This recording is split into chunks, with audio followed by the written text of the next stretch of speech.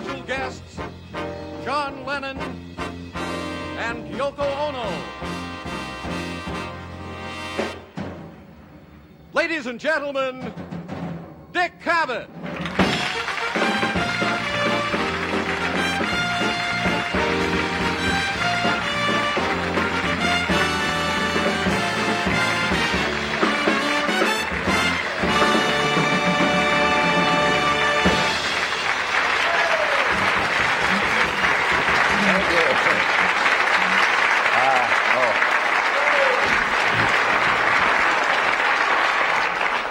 Listen, I am afraid I have a major disappointment to announce. The tie that I wanted to wear didn't show up for today's show, and I'm going to have to go along with this one. No, the actual disappointment is that the Lennons asked that I not do a monologue. Because it... No, they find me so funny that if I convulse them backstage, they won't be able to come out here and talk. So I'm not going to do that. But we really have a terrific show tonight, as you know. It's one of the hottest tickets in town. The censor has an oxygen tent standing by for some reason. I don't know why, because, first of all, he thought it was going to be an easy day. He didn't know exactly what show we were doing tonight. And he heard the word Beatle and thought it was a show on ecology and thought it was going to have a lot of fun. And now he knows who it is. And our censor is an older man and an interesting man. But a very fair man, and I have knocked him in the past, just joking. But we have an understanding now that from now on, nothing comes out of the show. And we think that that's a wonderful thing, because you're mature people, and I think have a right... want to. So, anyway, I realize that there's a tremendous request for autographs here tonight. But if you will leave your books, I will get to all of them eventually. And... is this a surprise for me? I can't help noticing that, maybe I shouldn't mention that right now, that in the second row are two people peculiarly attired. I think I won't tamper with that at the moment. There are two people in bags, right? We've had a whole audience in the bag before, but this is interesting. Let us go away for just a moment.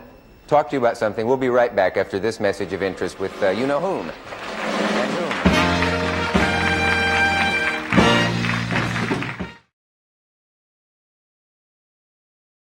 I guess you all know that John Lennon, together with the three other fellows named McCartney and Harrison and Starr, were responsible for becoming, I guess, the most written about, most listened to, most imitated musical group of the 60s. And for about 8 years, they were leaders in the musical world. And not only that, but it probably affected what a decade of young people looked like and thought about and dreamed of. And they achieved the absolute pinnacles of success. They were even honored by the Queen, an honor which they eventually returned, I believe.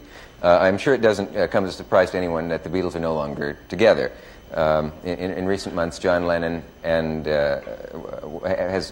has sort of surfaced in the underground press, where he gave a long interview in Rolling Stone magazine, in which he talked with a great deal of candor and some bitterness, I suppose, about the old days. And his wife, Yoko Ono, is maybe one of the most controversial ladies since the Duchess of Windsor. Wally Simpson kept the Duke from becoming the king. Tonight they are, however, quite above ground, and I'm very pleased to welcome them here. Will you welcome, please, John Ono Lennon and Yoko Ono Lennon.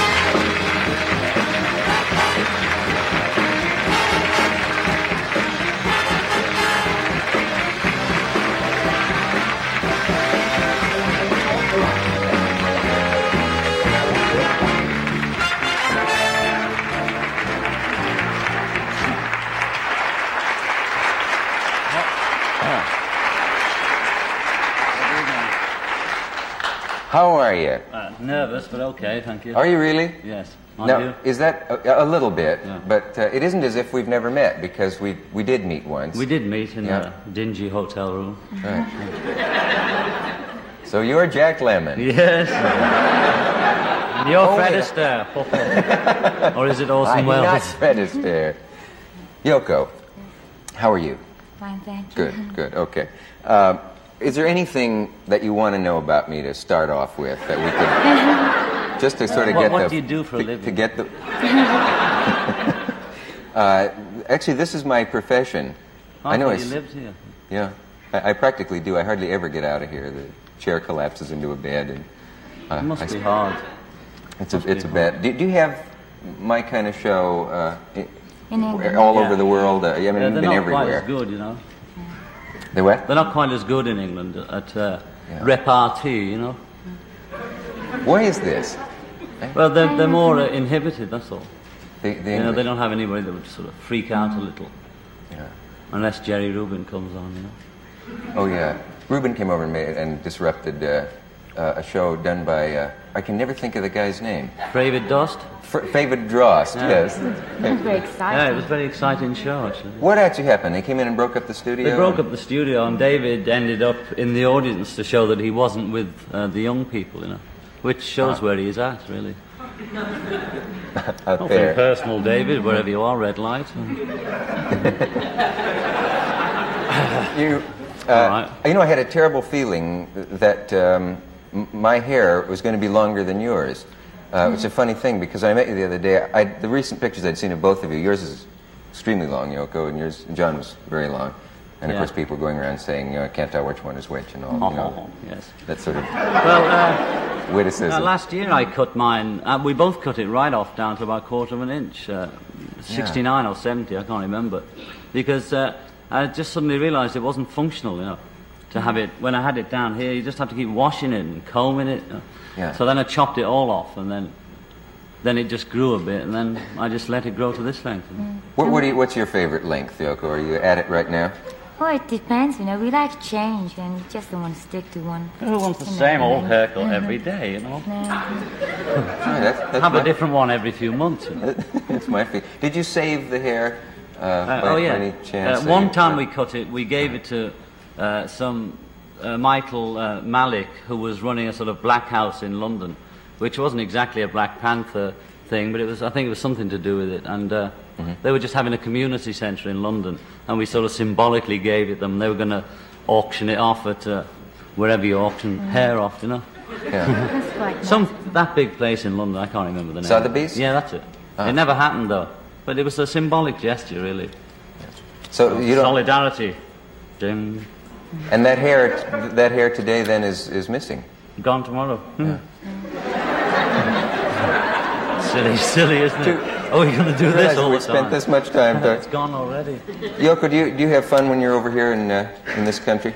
Oh, yes, very much. Because after all, it is my second hometown. Yeah. She lived here for 10 years. People are surprised. They often say she speaks very good English. But you've been here a lot. But some people ask me, well, can you speak Japanese? And then I get very offended, you know, because Can you I am speak Japanese? Yeah. Now you've offended her, haven't you? Get me out of this, John. Well, funny thing happened on the way in Way tonight. to- It never has to me. No, me. Not once in my life. Nothing happened. You want to tell him Whatsoever. about that story, you know, whenever they talk to us and then they're not listening and then you start about that elephant. Oh and yeah. that. I suppose you get it too when Private people joke meet you. between us, Sure. You know, like in a restaurant or anywhere, when you're trying to order something, you find that they're so struck by, oh, is it really you, that they don't really hear your order, you know. So when I'm talking to them, I'm saying, I'd like a steak, medium, and 2 elephants came and a policeman bit my head off and a cup of tea, please. And they're saying, yes, thank you. It really is like Because that. they're not listening, you know. Probably half of them aren't listening now, which is a good thing, I suppose. That's a terrible feeling Yeah. to think that they're never listening at all. Well, it's surreal, you know. I don't mind that. Have you ever had elephant actually brought to you by someone who was listening? Or? And bit the policeman's head off quite often. Yes. It's an old Anglo custom. You I'll know. believe anything. You like being over here, I gather. I have had some English guests on. What do you think of yourself as English? First of all, let's establish that. Well, sometimes, I mean, if you're talking about being over here or being over there, then Over I here, think, well, I'm from over there, you know. Yeah. But I normally think in terms of, I suppose I think in cliques and things like other people, like musicians and or long hairs and or under 30, over 30, etc., etc. And being married to a Hawaiian, it makes you sort of more international, you know. Sorry about that. So we sort of Must be a treat each mistake in my other, notes. you Well, know? people think of us as, especially in England, not so much here, we get a bit more respect in America as artists, but back home, I think it's the case for all artists, back home it's a bit like, I'm the man that won the pools and lucky guy who had a spot of luck and married a Hawaiian actress, you know. And which isn't true, really.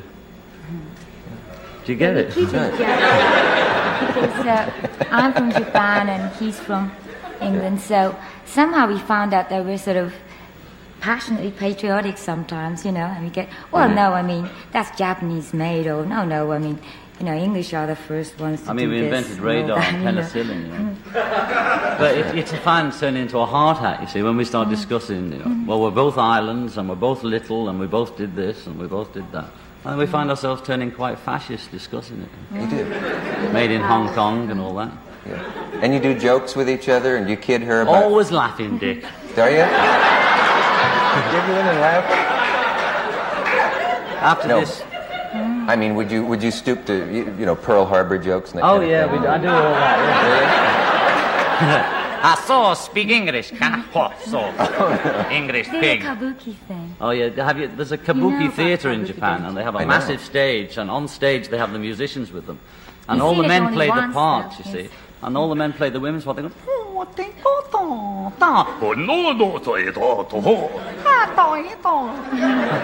oh, that's kabuki, you see. I learned it after only one sitting. It's very good. Even Do Japanese, you know what it yeah, is? they start to laugh when he does that, because it really is Japanese when he does that. I mean, kabuki, you know. Only our hip Very nips will kabuki. notice how funny it is, actually.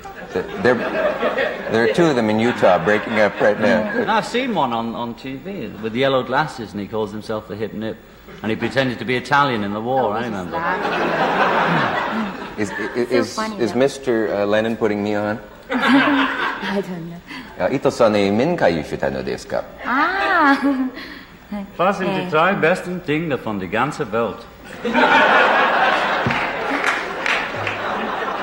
Yo hablo poquito español. ¿Qué pasa? Whose move is it? We have a brief message of interest from people of various creeds and colors, and we will return.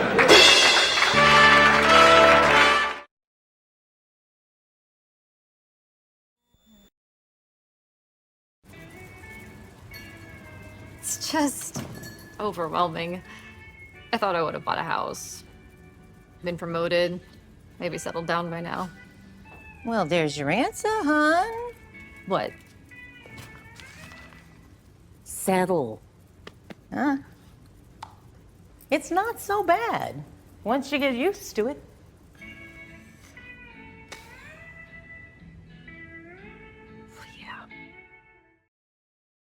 At Drive Time, we make it easy to get the car you want. I need a pretty low monthly payment. Well, just go to drivetime.com, get approved, and you can personalize your real terms on any car. So I can seriously customize my own down and monthly payments? 100%. So if I like one car, but I love this other car, I can change the payments so I can get the low monthly on the one that I really want? Yeah, get the deal that works for you on the car that works for you. I'm sorry. You and me, we're going places. This is a commercial. Go get your real deal at drivetime.com. There we are. May I? Now that we're through making fun of each other's nationalities and other people's, you were saying. Yes, I just discovered, you know, so John was saying that he discovered that I chain smoke through this article that he was reading about me, you know. Somebody said I chain smoke. I had noticed before. Is that what it is now? And since then, you know, he never gets off that one. But I just noticed that I'm What do liking you see? another You one. see the video that you chain smoking? Oh, smoking kills, you see. It is. It does. You know, you're setting a bad example Didn't for work, adults Janoff. all over the world. Didn't work, Arthur. Does talking that to ever Janoff. happen to you, that you find out something about the other from something you read rather than Oh, actually? sure. I mean, I began to suspect she chain smoked because every time I kiss her, I burnt my chin. But, and then I read it in an article. That's a wonderful delivery you've got. That's good. Well, you know, Yeah. back on the boards. Yeah. But what was I going to say just before that? Do you have any Something about- idea? We're talking about articles written about you and all this. Oh, stuff. yes. Well, I know where I was. I know where I was. What's that? Earlier, I said you seem to like it here because I've had English guests on, British Yeah, guests, that's who said they come here because they're stifled over there and they can't work and they like the exhilaration here. Then I've had American writers Yeah. who have left America because they feel so menaced and threatened that they like the calm of London. Yeah, well, somebody like Richard Chamberlain went over there and did very well, you know, going from the soap opera to Hamlet. And vice versa, I suppose people have come over here and broadened the scope. I think it's just a matter of you have a different kind of feeling when you're abroad, you know, maybe you can loosen up. But in Britain we only have 2 channels of TV, and if you watch the old British movies on TV now here, it's the same old men always on TV in Britain still, you know. They have a sort of school of actors. There's about 3 new people got into the profession since I was 10. So it's a bit limiting, you know. Oh, you do see all the same old faces. But the best thing about British TV is the live stuff, you know, like plays and things like that. But it just goes off at 12, you know. So if you have a choice in England of either going out to dinner or watching TV, you can't do both. But with America, it's great. You just sort of wake up and it's on, and you get back after going out for an evening and it's still on. It's beautiful. It's nice if you're sick. I love it. You know when you're sick and you're up I'm all night. I'm always sick. That's why I like it so much. According to something I was reading. British TV is all right, though, in a way. You know, they have also some nice plays. Well, it's not bad, my dear. I'm getting used to British TV more than Japanese TV, of course, you know. Oh, yeah. I feel British sometimes, you know, that way. Did your accent change slightly when you were in England? I don't know. People tell me that I have Liverpool accent now. And all she used to have an American accent, being educated here at those funny schools. Sarah Lawrence. Yeah. Yeah. And it's a funny place, isn't it? I was there. Do you still have friends from Sarah Lawrence that you're in touch with? Ah, well, there was one turned out to be a snide. Tell him about that. A snide? No, well, you see, a classmate of mine, sort of about 2 years ago, that was when we weren't really that famous that we were together, but we were it was just the first article in America on us both since we got together. It was very important for me, actually, because I was introduced to America through that article, and she was a classmate of mine, so I thought, oh, that's nice. So she came, and I thought, well, you know, since we are friends, so I should cook for her and all that, and I made a nice lunch for her. And then she wrote that, what was it?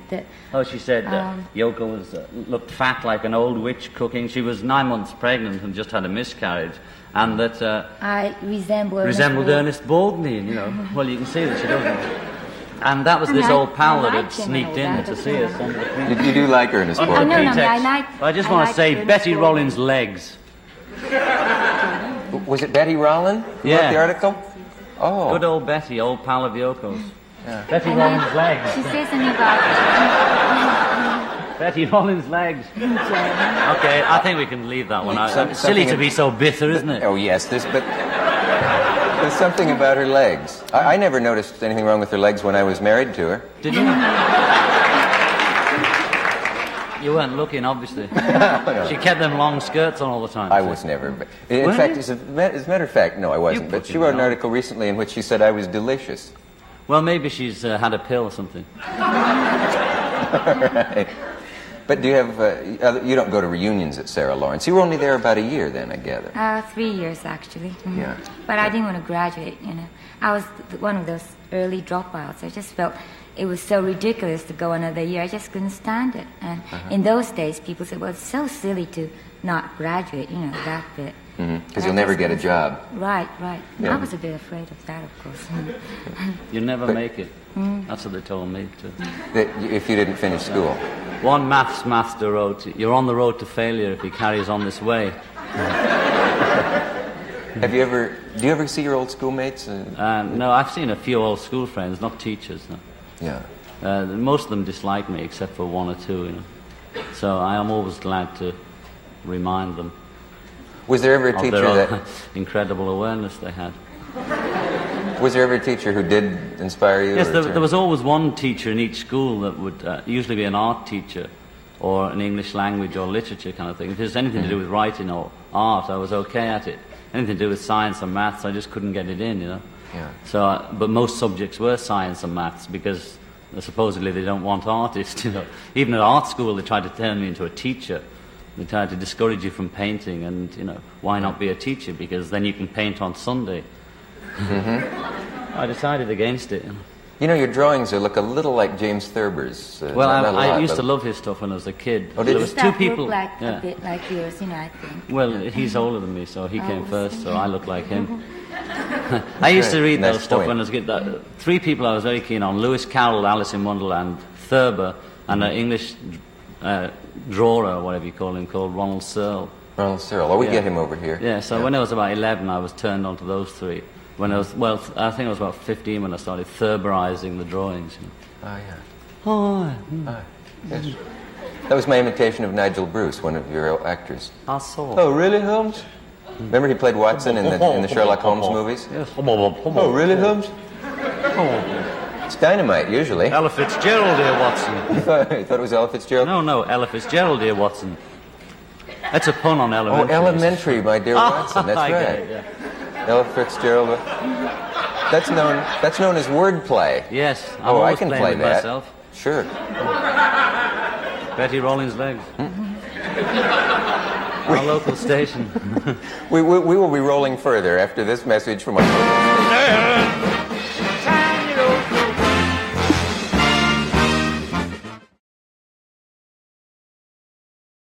We're trying to figure out what it is I forgot that I wanted to ask you earlier. I just want to thank you for something. playing Paul's tunes to me. It's very nice of you. Wonderful, thank you. I always get it. I sat in a restaurant in Spain, and the violinist insisted on playing Yesterday right in my ear.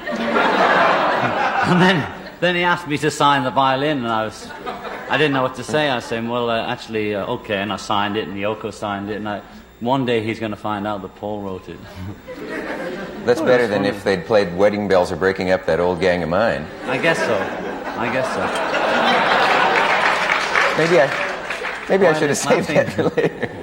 Well, let's talk about that for a second, because you know, Yoko, you've even been called the Dragon Lady, who Yes. the lady who brought the Beatles apart and took them all Well, she apart. took I them have trouble apart. with English. Can we please give her the credit for all the nice music that George made and Ringo made and Paul made and I've made since they broke up?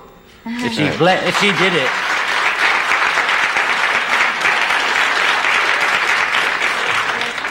That's true. Now, It turned out all right, didn't it? yeah. Anyway, But you know you're aware what- of that. I mean, that the press always yes, saw you as the wedge that was driven in. The wedge. I don't know how you can drive a wedge in 3 places or whatever, how many spaces there are between 4 people, but that was the.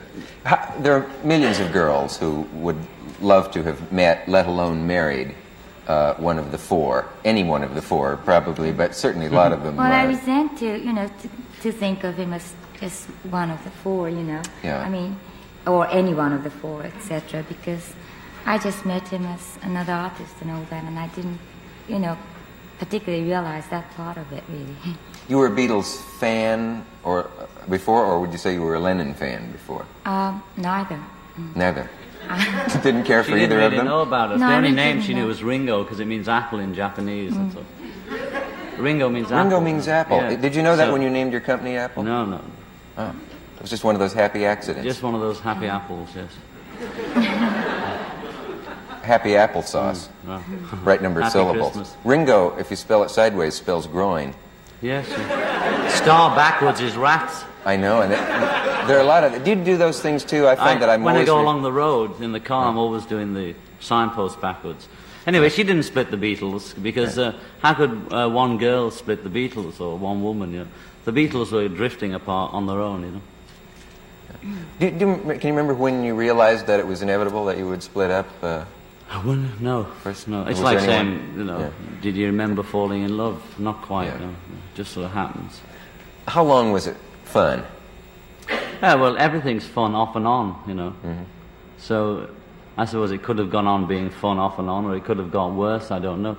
It's just that when you grow up, we don't want to be the crazy gang, which they might know over here, which is British, or the Marx Brothers, which is sort of being dragged on stage playing She Loves You when we've got, asthma and tuberculosis, and when we're 50, Here they are again, yesterday, all my troubles. So a long time ago I said that I didn't want to be singing She Loves You when I'm 30. I said that when I was about 25 or something, which in a roundabout way meant that I wouldn't be doing whatever I was doing then, at 30. Well, I was 30 last October, and that's about when my life changed, really. And especially for John, I can say that he's at least sort of outgrown, whatever they were in, Because I think it's very difficult for four artists who are so brilliant and talented to be together and do everything together, you know. I mean, just impossible almost. So whatever they were doing was almost miraculous, you know, that they were together at all. With all the pressures and everything Yes, that they yes, had. and, I guess the Hard Day's Night, everybody thought that was what life really was like for you, and that a man with a handheld camera had managed to capture the essence of Beatle life, and that it was always just flitting about in a lovely, carefree, joyful way. Well, was it ever like that? It wasn't that carefree ever. It was a lot more pressure. That was a sort of comic strip version of what actually was going on, you know. Pressure was far heavier than that. You know? And that was written after the author spending about 3 days with us when we played in London and then in Dublin and then back in London again. He wrote the whole of the film based on our characters, you know, clod-hopping Ringo, sharp John, whimsical Paul and stern George, you know, all those, the Beatle character myths were formed from 3 days watching us, you know, which was a lot of junk, really. Would you like me to get that for you? No, thank you. Oh. I don't really She's a female lib, you see. That's why I hesitated, because I've had my fingers snapped off by ladies on the show that I tried to light. But you do light men's cigarettes as well sometimes, if you feel like it. If you're feeling gay, you know. Wow. I do.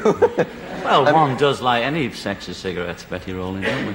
I mean, John, I interrupted you, though. And, Did you? I'm sorry. Or, Yes. you were what saying... I meant was, as a woman, you know, it's such a nuisance to have to wait for somebody, you know, that bit too. And do you make a point of opening the door for yourself? No, I don't make a point of it. You know, when I'm tired, it's always very nice if somebody opens. But I don't, you know, at the same time, I don't make a point about just waiting. You know, that is silly too, I think. You know. Yeah, I think so too. I think I disrupted something there, or I interrupted it. Well, really. We were talking about the fact that the impression in the Beatles movie that was the that was sort it, of really. a comic strip version of what life's really like. Well, that was all I had to say, really. It was a comic strip version, and it sort of stuck with us. And now for a small message from "We'll be back," something like that. He's right about that. We have a station break, and we'll be back. We're back again, and Yoko. Yes. You work in film. Yes. And John has referred to you somewhere. Both do, actually. But, you know, Both of you. yes. But John said somewhere that you were one of the best unknown artists in the world. The most famous unknown artist in the world, she is, yes. Yeah. Because she's been in the so-called avant-garde world of New York for almost 15 years, producing... How many? 15 years, about. Well, it's a long... 10. Sounds like something like that. And she was quite an established artist before she met me. And then once she met me, then she became Mrs. Lennon. And... that's when they started calling her a Japanese actress, you know, when in fact she never appeared in any movie up till then, and really, but mainly, and she'd been directing movies and having gallery shows and theatre shows and things like that, and then it got swamped with Mrs. Lennon, but now it's just about turning around. People are realising that she's an artist in her own right, but she's still the most famous unknown artist. Do you want to comment on that? That was brought out because of this film that we're going to see. Yeah, we have a piece of a film that you did. It's not... Maybe the most famous film you did was one called Bottoms. I think so. Bottoms, which was in fact a film of bottoms. It was called Number 4, actually. Yeah. 364 bottoms, 5 bottoms, that was it. 364 or 365? 365 bottoms, one for each day of the year. Day of the year, yeah. But it actually didn't contain 365 because I thought, well, nobody's going to really... It's a conceptual number, you know, and they couldn't possibly count it, so... You mean that in some cases the bottoms were the same one posing as other bottoms? There might be bottoms? about 100 in it. You see, the interesting thing about the film is all the bottoms were the intellectual and artist people in London. And the soundtrack of the film is all of them trying to explain and be very uncomfortable about why they're taking the trousers off. Some guy saying, well, I normally do Shakespeare, you know. And then you see his bottom just, and it's not cut to each bottom, but the whole screen is just 2 bottoms to each side of the buttocks walking like that. Yeah. And then all these comments are saying, well, you know, like I normally do Shakespeare, and what's it all about, and the real philosophy about taking your trousers off, and they're all jabbering on like that.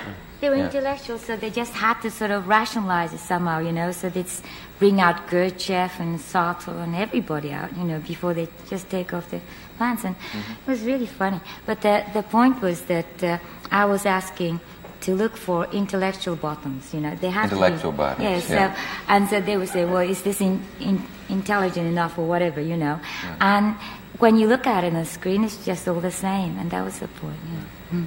There's a show here called New Faces. What would you call? Well, never mind.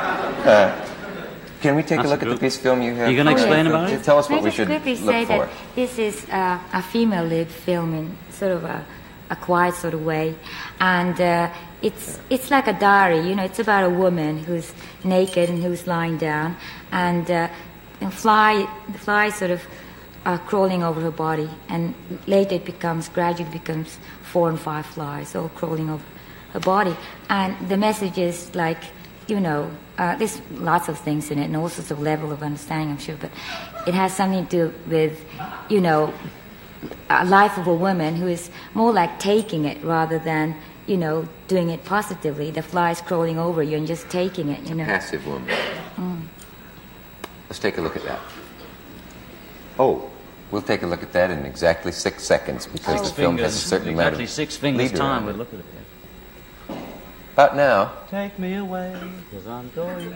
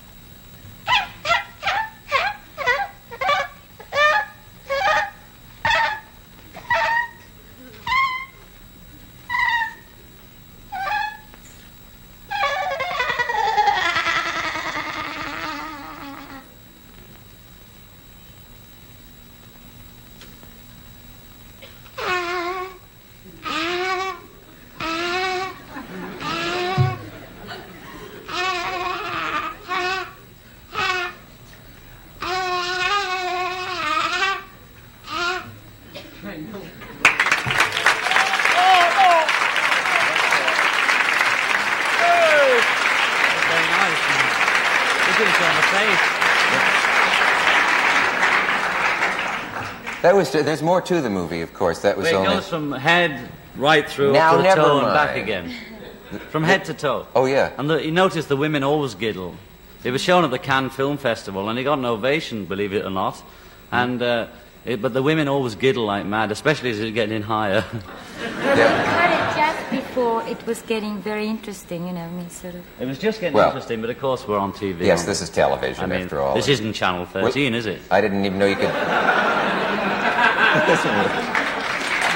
More! Steady rolling. Aye, aye. I don't want to know When the censor found out the movie was called The Fly, you can't imagine what he thought. Imagine. Maybe you can. The That's Fly. a good You must joke have on done the an album, enormous number of retakes to get The Fly to do. Well, we had an enormous number of flies. In fact, the credits are almost as long as the film because there's so many people catching flies from the back of dirty New York restaurants and things like that. And then we're catching them in the room. Yeah. The girl was very good, and her Who name was was that? Virginia Lust. Virginia Lust, L-U-S-T? Yeah, L-U-S-T. Get out of that. Did the movie lead to other roles for her or The Fly? I should hope so. Well, I think Well, after 2 years of making movies, we made about, say, 12 together and apart. And we finally got deals here with people called Genesis in America and somebody else in Britain. And they'll be going around all the different colleges. So before, our films hadn't really been seen, so nobody really knows that we're filmmakers. Yeah. We've had them in Cannes Festival. They did all right in there. We had them in the Edinburgh Festival. There's a chance they're going in the New York Festival. They're definitely going in the San Francisco Festival. And they should be later this year starting to, about 5 of them probably will tour America. So you're serious about film? Oh, sure. Film is, well, it's like recording only with your eyes, you know. You just make it visually and it's just as interesting. And to combine the both is really interesting. How would you feel about me if I were to ask if Bottoms was shown at the Cannes Festival? Bottoms wasn't, no. That was a bad joke. That was a joke. Oh, yeah. Well, that answers my question. Yes, we'll be back after this. No, wait a minute. Will you explain the people in the bags before the evening is out? Yes. Not now, but before the evening is over. Are you going to tell a story of how you started the bag event? Yes, well, that was when some composer was going to visit me from Europe, and I was sort of, you know, I didn't really want to meet because I'm basically a very shy person.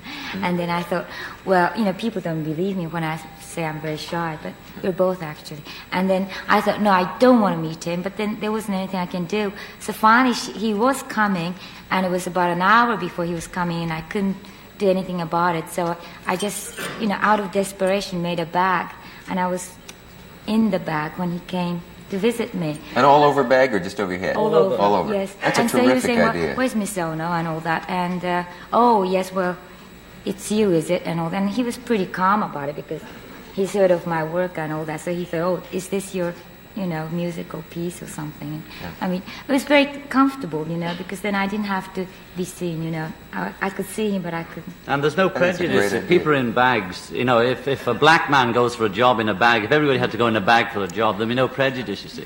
You'd have to judge people on the quality within, you know, and we call it total communication. We were asked to make a film for Austrian TV, which we did, called Rape, which wasn't a rape, but it was called Rape. It was rape by camera, in fact. And when we went to Austria to show it, we did a press conference there in a bag, and it was great because all the press came in, you know, and they never saw us. We were just both in a bag, and they interviewed the bag, and they're saying, "Oh, is it really you? And what are you wearing? And will you sing a song?" And that. And why us? And they said, "What is this?" And I said, "It's total communication." They said, "But why did you pick on us? We've never seen a Beatle." And it was beautiful. And they were saying, "Do you realize the Habsburgs lived here?" And we're saying, "Yeah, so." And it was a great press conference, and they all had a very serious conversation with the bag. And next day, the headlines in Austria were, you know, the show of bag, and all the important press men all just talking to it. So those are in the audience. We have two friends which are who are in fact bags. See, we thought of a thing that we must take a break now. Yes, that's right. We will take a break, and we will get to them after that. Stay with us. Would everyone wearing a bag please step up here so we could see what, the two people in the second row? I've never had guests. Let it down, mate. You can see your legs there. What's going on? Can I help you adjust your... There we are. Now, see, if they were going for a job, you see, and you say, "Oh, what are your qualifications? How do you do? And what colour are you? And are you Christian or are you Hebrew?" And yeah, you got the job. Let us know when you're through voting.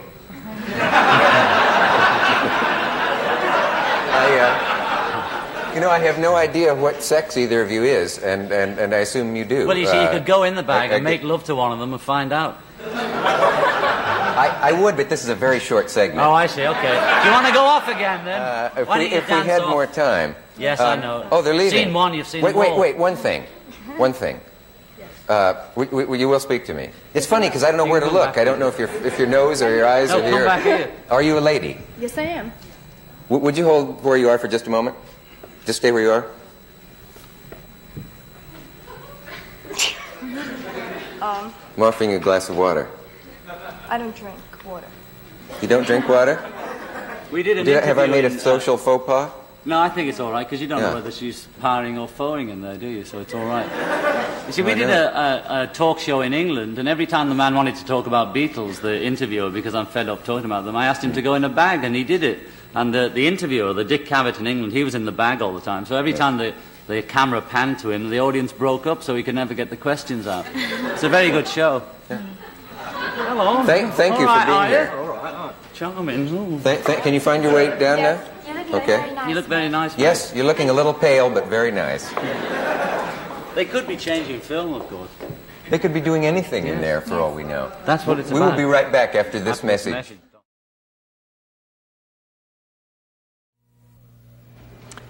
For similar reasons that I explained either before or after this, I've forgotten. We can't have you sing live for us, but your voice is so unique that I wanted to get it into the show. And could you tell us how and what we're about to hear? Oh, well, maybe this voice is something else again, but this is going to be a single, my first single independently. I've had singles before with John, but it was always the B-side. And I think it's...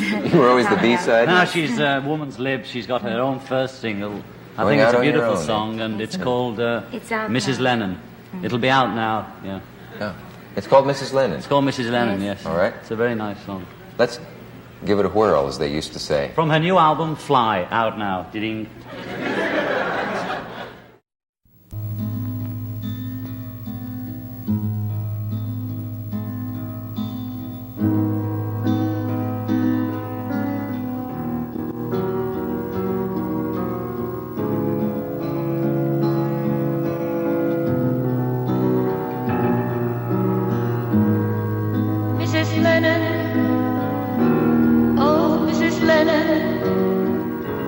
Checking the sky to see if there's no cloud.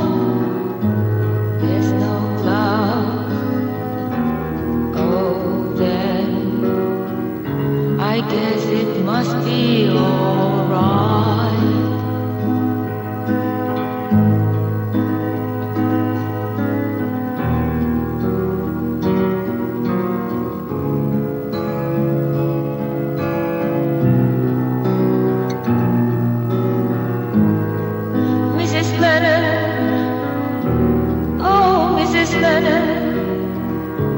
Making the tea and watching the sea. There's no waves. Oh, then I guess it must be alright. Silver spoon, oh silver spoon, I lost my silver spoon.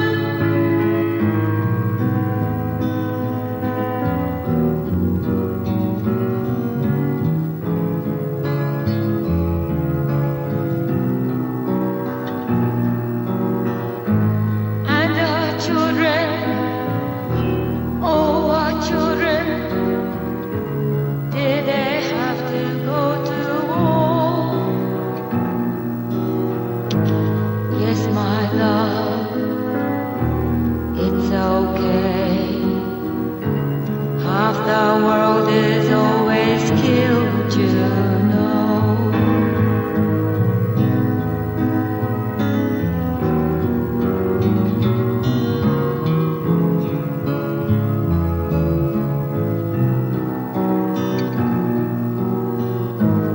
Husband John extended his hand to his wife,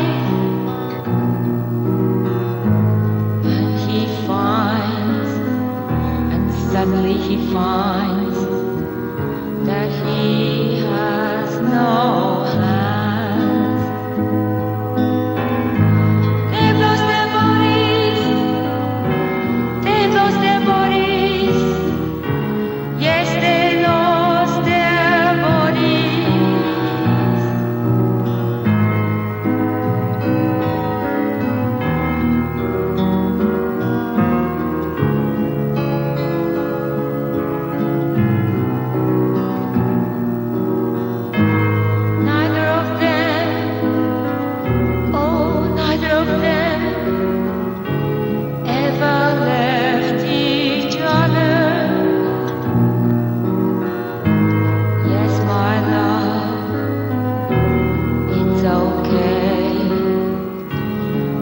the world is always dying, you know.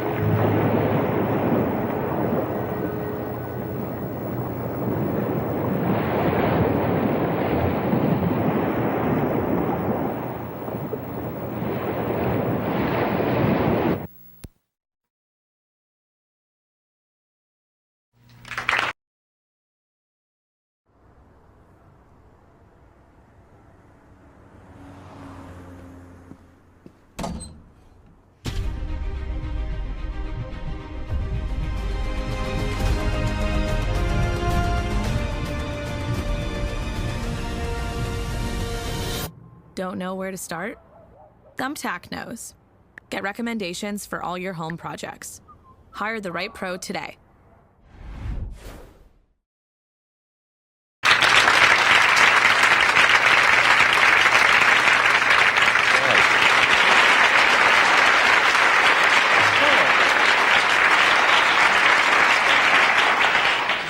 How do you know how to make film, John? Have you studied it at all? Well, no, Yoko was quite adept in filmmaking, and she'd made quite a few films before I met her. I used to make 8mm films at home, you know, and superimpose and do tricks with it, and just play arbitrary records with it. But when I met Yoko, she said, well, why don't you do it seriously, you know? So she sort of helped me develop in that area, and I find it's very similar to recording, you know, just visual, and it's beautiful to work with. You understand the camera and all how it works, and yes. do you use an American camera, or? He's getting so good now. I find it a bit... You know, he's too good for my liking these days almost. You know. Well, she taught me filmmaking. I taught her sort of rock and roll, you know, and so I'm getting worried with these singles coming out, and she's getting worried with my film, so it's pretty good. What kind of camera do you use when you... Both. Ariflex, 16 All sorts, you know, we Film use about fans like to know that. We know cameras the picture best, you know. at the same time. Sorry? We use about 3 cameras at the same time, you know, because not to get all the angles and cover it and everything. I mean, we know what a good picture is, so if you know what a nice picture is, then that's the start, you know.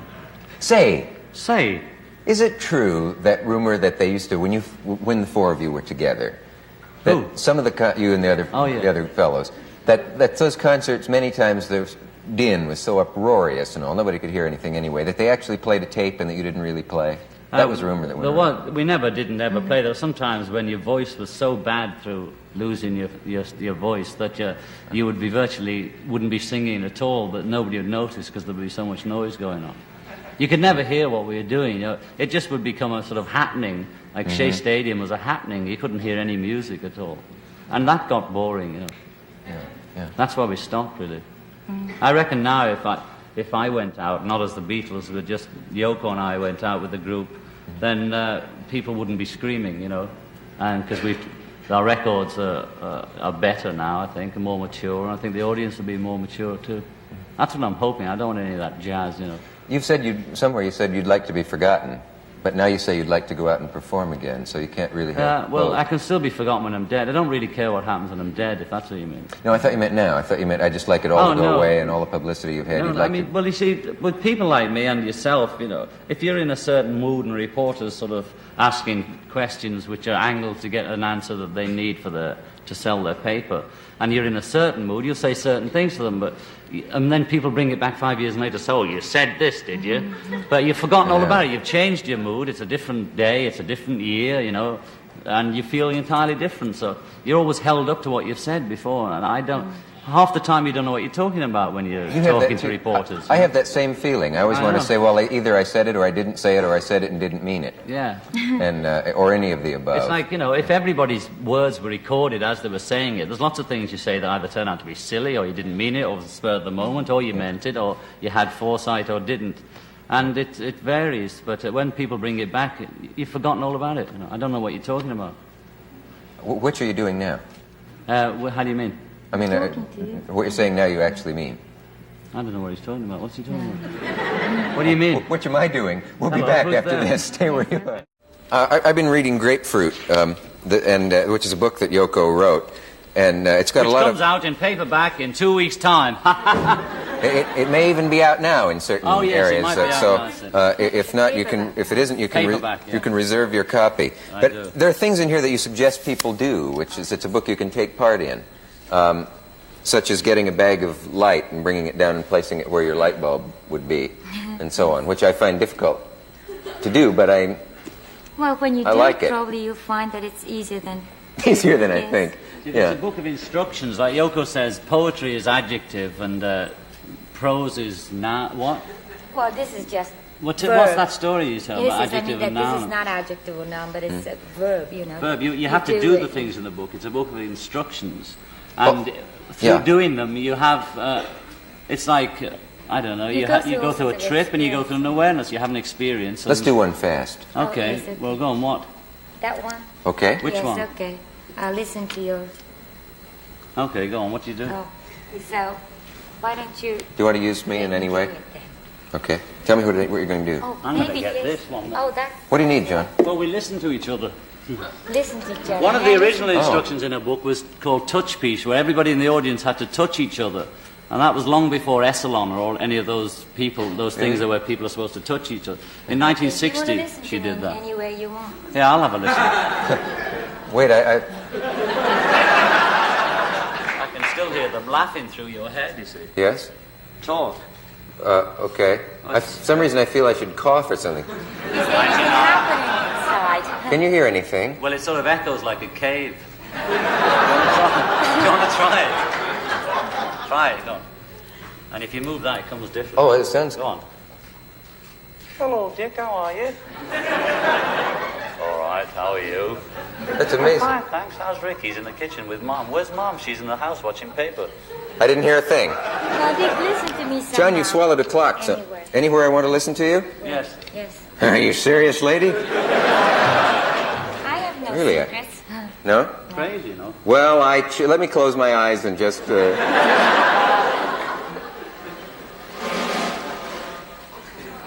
Anything happening there? It's on her shoulder for those with bad focus on their television set.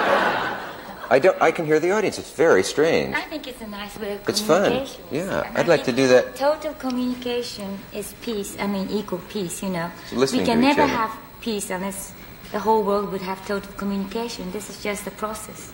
So there's a piece in Oh, that maybe book right. called Cut Piece, where most artists, when they give you something, they make a painting or a record. Are we going to go away or something? No, we were going to take a look at your piece of Oh, music. okay, Let's right. do that. Then we'll Okay, talk shall I about talk Cut about Piece it? in a moment. Shall I talk This about is John's... the film? Yeah, tell us about your Well, film. this What's- film is called Erection, and it's not what you think. See, I was driving through London once, or any city, and you suddenly notice, if you go away, you come back, suddenly there's a big building there.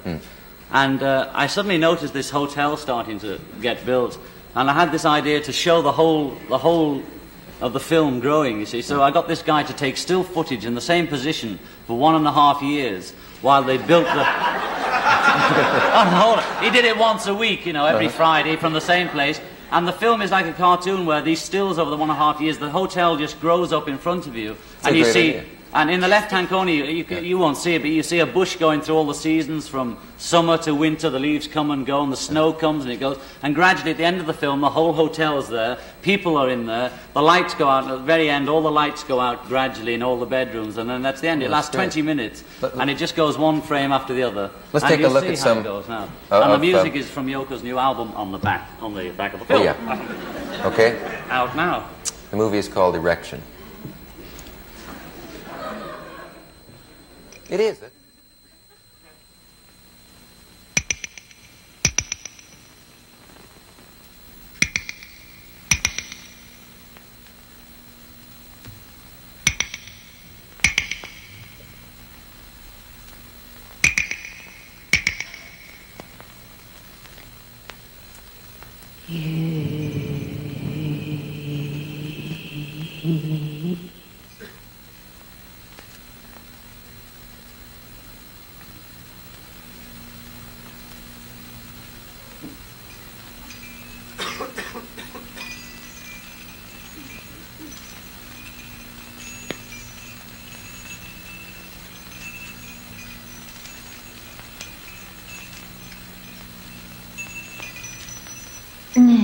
たちょっと遊んでかないねえ。あんたあんたあんたあんた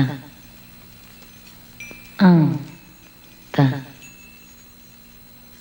あんたあんたあんた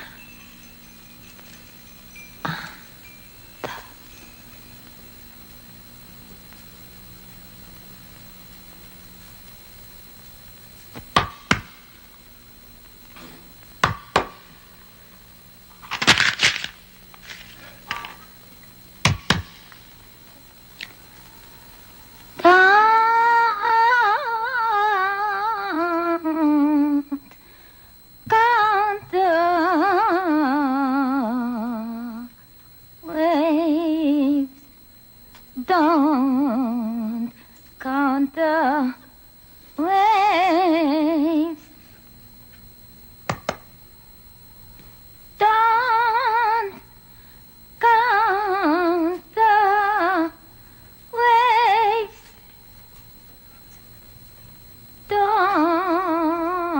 Don't count the waves.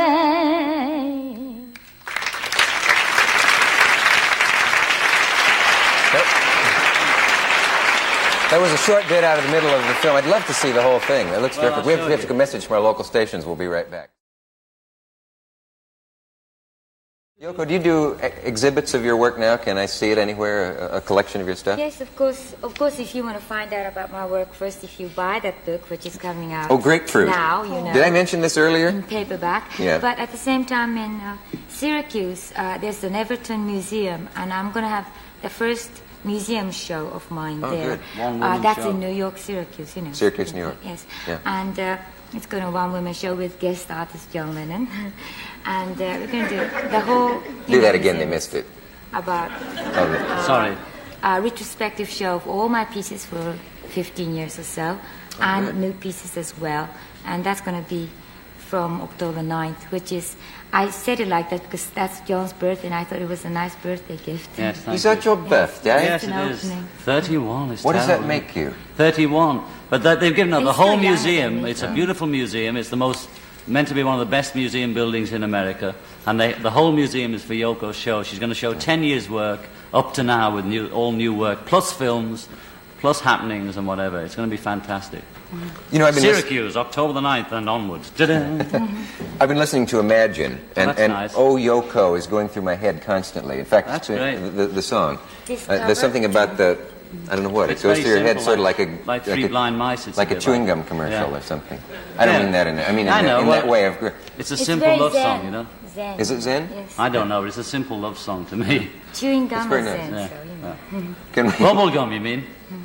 No, just plain gum, Oh, like the I see. Wrigley commercial. Well, goes I'm through glad you your head. like Oh it. Yoko goes through mine. I thought of the album, which they're plugging now out now. Imagine, no, we thought Jealous Guy and Give Me Some Truth was going to be the ones, but people seem to like Imagine and Oh Yoko the best, which is, I did not think they'd like Oh Yoko. They love it. Well, for complicated reasons, you can't sing for us here. One of them being that you think you play the guitar badly, which I find amazing. No, I said I'd have to rehearse a group first, Yeah. and I haven't, because we're doing something else, I can't rehearse the group before we Sure. come on. I can't just play off, you know, one off like that without rehearsing. However, through the magic of ingenuity, yeah, we will, in any case, see you do Imagine. Yeah, this Can is you a guess clip. how? This is a clip from a film we're making of showing my new songs from the album and some of Yoko's new songs from her album. And this first clip is the beginning of the film. It'll be slightly changed in the end, but this is roughly how the film starts, called Imagine. On TV probably this September. And here it is.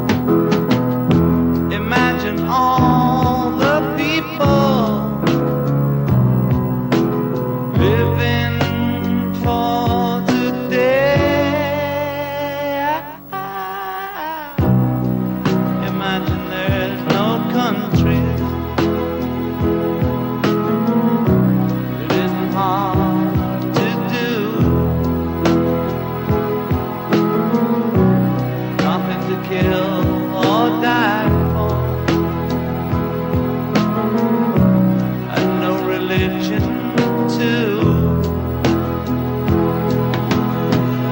Imagine all the people living life in peace. You may say I'm a dreamer, but I'm not the only one. I hope someday you'll join us and the world will be one. Imagine no possessions. I wonder if you can. No need for greed or hunger, or brotherhood of man. Imagine all the people sharing all the world. You may say I'm a dreamer, but I'm not the only one. I hope someday you'll join us and the world will live as one.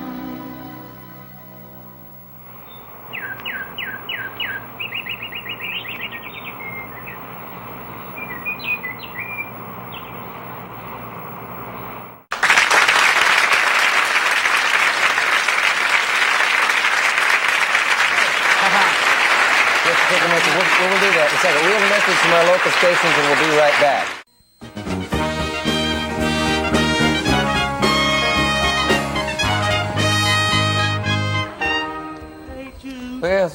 Well, we don't have much time left. Does anyone have any idea how much time we do have? Let me confirm quickly a couple rumors with you. Yes. One of them, has it ever been settled whether Lucy in the Sky with Diamonds was a code for anything? It never was, and nobody believes me. I even saw some famous star introducing, I've forgotten who it was, introducing a Lennon-McCartney show, and it was Mel Torme saying about how Lucy in the Sky with Diamonds was about LSD.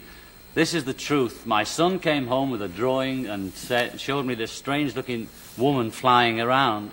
I said, what is it? He said, it's Lucy in the Sky with Diamonds. And I thought, that's beautiful. I immediately wrote a song about it. The song had gone out, the whole album had been published, and somebody noticed that the letters spelt out LSD. And I had no idea about it. And, of course, after that, I was checking all the songs to see what the letters spelt out. Yeah. They didn't spell out anything, none of the others, and it wasn't about that at all, you know. They could do that with Eleanor Rigby. But nobody believes, you see. Yeah. Stood for there was Henry the erotic- Horse in a song I wrote called Mr. Kite. The lyrics, which I got most of it off, was an old poster for an old-fashioned circus, you know, from the 1800s. And it was all about Pablo Fanke's fair, and the horse was there. And they said Henry the Horse was horse, which I didn't know anything about then, you know.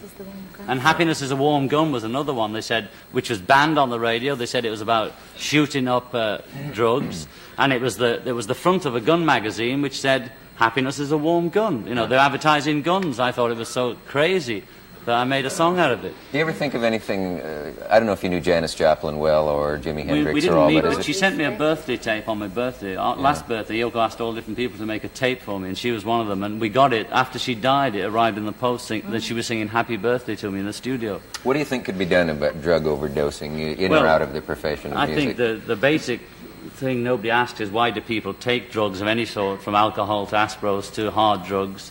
And that question has to be resolved first before you think, well, what can we do for the poor drug addict?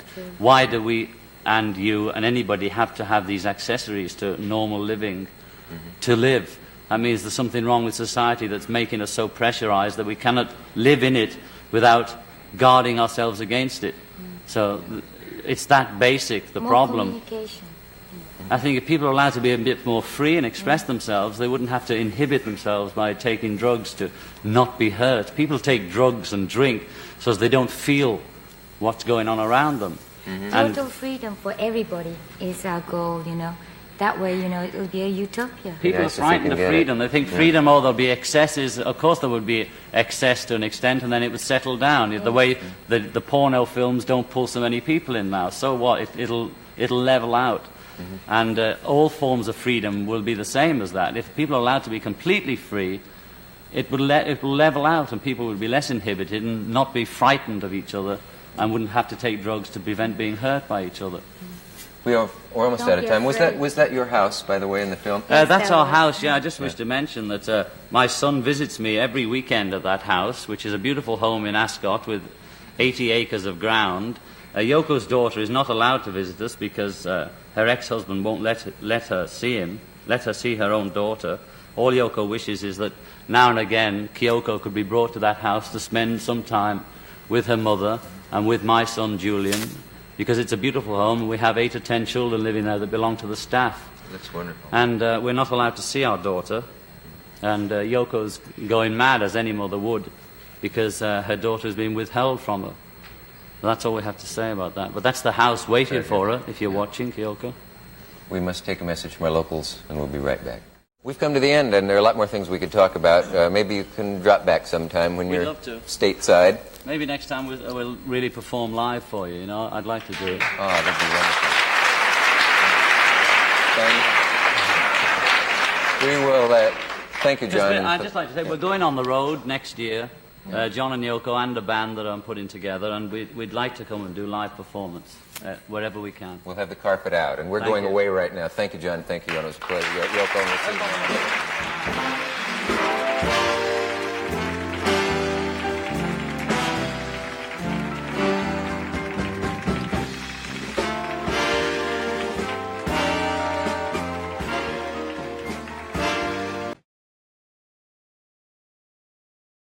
The other night I did a show with John Lennon and Yoko Ono, and there's an enormous amount of curiosity about them, and anyone who's had that much celebrity and that much press and all of those, the various lives that John Lennon has gone through in the last few years, and a lot of people were curious about Yoko, and we taped a show with them, and it was going so well, and the audience had a lot of questions they wanted to ask them that we went on, and there were some other segments too. This is one that was not in the show. It's just a segment. It isn't the questions, I don't believe. But later, John answers some questions about his songwriting and the rumor that Paul was dead, and an interview in the Village Voice that made him angry. But as we came out of the segment that you won't see into the one that you will now see, I had just been talking to Yoko about the people in the black bags. This was an idea that she had. They once gave an interview in black bags and freaked out the press. Freaked out is an expression John doesn't use. I thought that was one of the refreshing things about him, is he doesn't use all of those tired old vocabulary words like that. But anyway, here again are John Lennon and Yoko Ono, or Yoko Ono and John Lennon. 6 seconds. Or John Oko and Yono Lennon. Here they are. Okay. Yoko, is there anything that I didn't grasp about the bags? No, I was just saying that I stood in Trafalgar Square in London, you know, wearing that bag before I met John, and I was thinking that if everybody wore this bag, then there wouldn't be any racial war, things like that. In those days I was sort of really a bit obsessive about things like that, and thinking, oh, well, I should go, you know, in front of White House or something and wear a bag, and if I get shot or something, maybe the whole world would become peaceful, you know, somebody has to, or whatever, you know, things Another like that. crazy idea is if all the world leaders just before they met took their trousers down, you know, for the peace meeting, they might have a peace meeting. Or if all the soldiers before they charge have to take their trousers down, you see. Nobody could fight in that situation. That's right. Well, it would work. I had seriously thought of, before my face was known to a lot of people like it is now, I used to think, you know, the days you want to go out of the apartment or the house, but you don't want to run into anybody or talk to anybody. And I thought of wearing a sack over my head, just with eyes in it. I don't know why people don't do that. But you can't. I found out it's illegal. To wear a bag? It's illegal to appear masked in public. I was told. We've got some great footage in the film. I have a mask now. You have a mask now? We've got great footage in our film we're just making with a man in a bag wandering all over London, you know. And most people don't take any notice of him. He's just walking around. It's fantastic. Yeah, there's another old bag walking.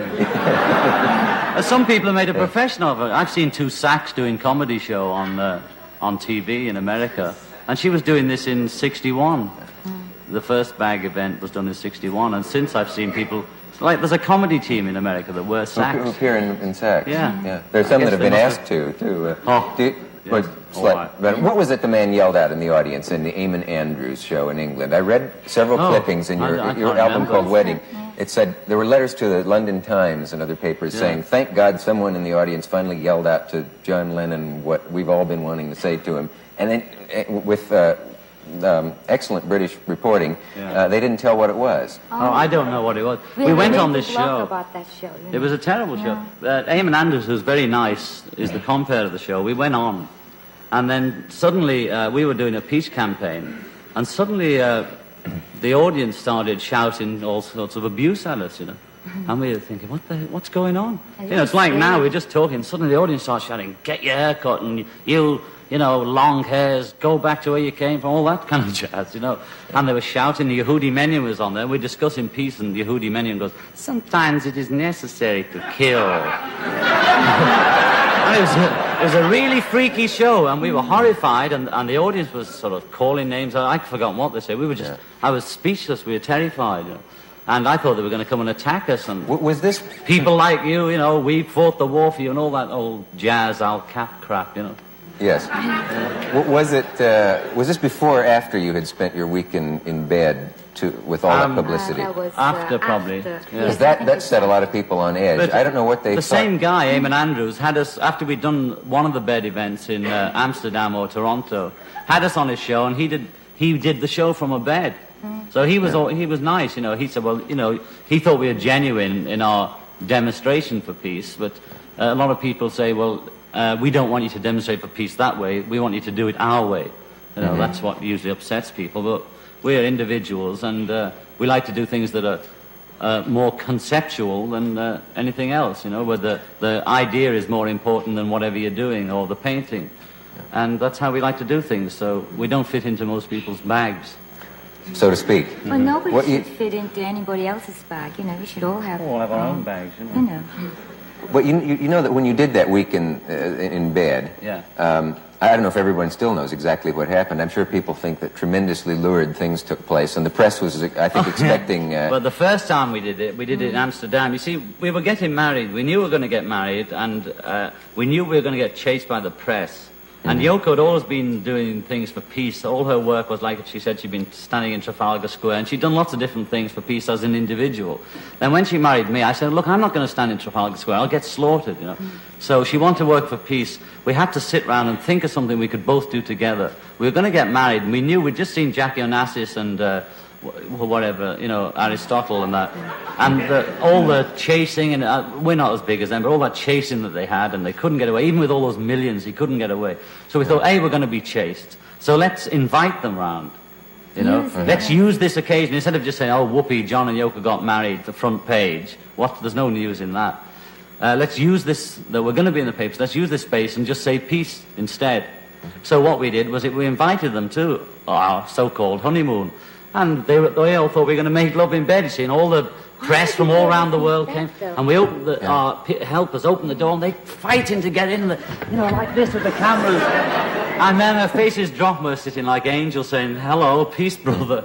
And all their faces dropped, and we were just in bed. And we thought it was a great practical joke that most of the world's headline newspapers, especially the European and British, was, married couple are in bed. Whoopee. It makes a change. It's a novelty. Yeah. But, I really wonder about that, because we are actually pretty sort of square, nice old couple. I mean, sort of quiet and all that. And how did they ever think of that, Because we've done I can't imagine. I think of you as Arthur and Catherine Murray. That's really nice. I think of you and Ozzie and Harriet Clark. You didn't, Where's Dick? Where's Rick? Over there. Mom's having ice cream. Pardon me. Didn't they get a vice squad out after one city, Amsterdam or somewhere, announced that the vice squad was going to when they heard we were going to close your bed or they something? thought it was going to be all that, you see, because people have such devious minds that mostly sort of have these strange ideas about our life, which is fairly normal, actually, in an abnormal situation. And so there was talk about that, but of course all we did was talk from bed. All we did was allow the press in, because they're always asking to interview us. And instead of giving them 3 minutes, we just said, you can have as long as you want, ask anything you want. You always think there's something to hide. Well, ask anything, and we gave them all as much time as we want for 7 days from the time we started it to the time we ended it. And they asked us everything, and we talked to people from Czechoslovakia, reporters, Hungary, and all around the world. And we did a lot of communication with the young people in the east part of the world, people from Russia and everywhere. And we thought that was good to communicate with them and allow them to ask, even if it's what did you have for breakfast over and over again. We answered everything they wanted to know. Weren't you exhausted at the end of it? Yeah. Money. You didn't do it for money? No, because our cap said that we did for money. Did it for money. We didn't make any money on it. We made a documentary of that, which we might get some bread on now because it might go out. But up till now, people said we made money out of our peace events. We're probably quite a few dollars in the red from the peace events, but we don't care because that's what we think we ought to do. Is it possible that you or any of the other three fellows could have financial problems the rest of your life? Well, you can always get unlucky and turn into Mickey Rooney and have to work for your tax, or Joe Louis. There's always that danger. But if your manager's all right, well, you're all right then, Hello. Hi, Al. Do you ever wish it hadn't all happened, John? Well, I don't regret anything in my life, really, because I've met Yoko and I'm very happy with her. And I feel as though if I didn't go through all that I went through, I wouldn't be with Yoko now. So I don't regret the past. I was just trying to live for this moment. So I don't, I once said, I wish I was a fisherman, meaning I wish I didn't have the kind of mind that makes me want to perform in public, whatever, make records, make films, always be working. I wish I was satisfied to just be peaceful and, living. I thought fisherman was so easy, you just get your breakfast out of the water, you eat it and you go to bed. It was simple life.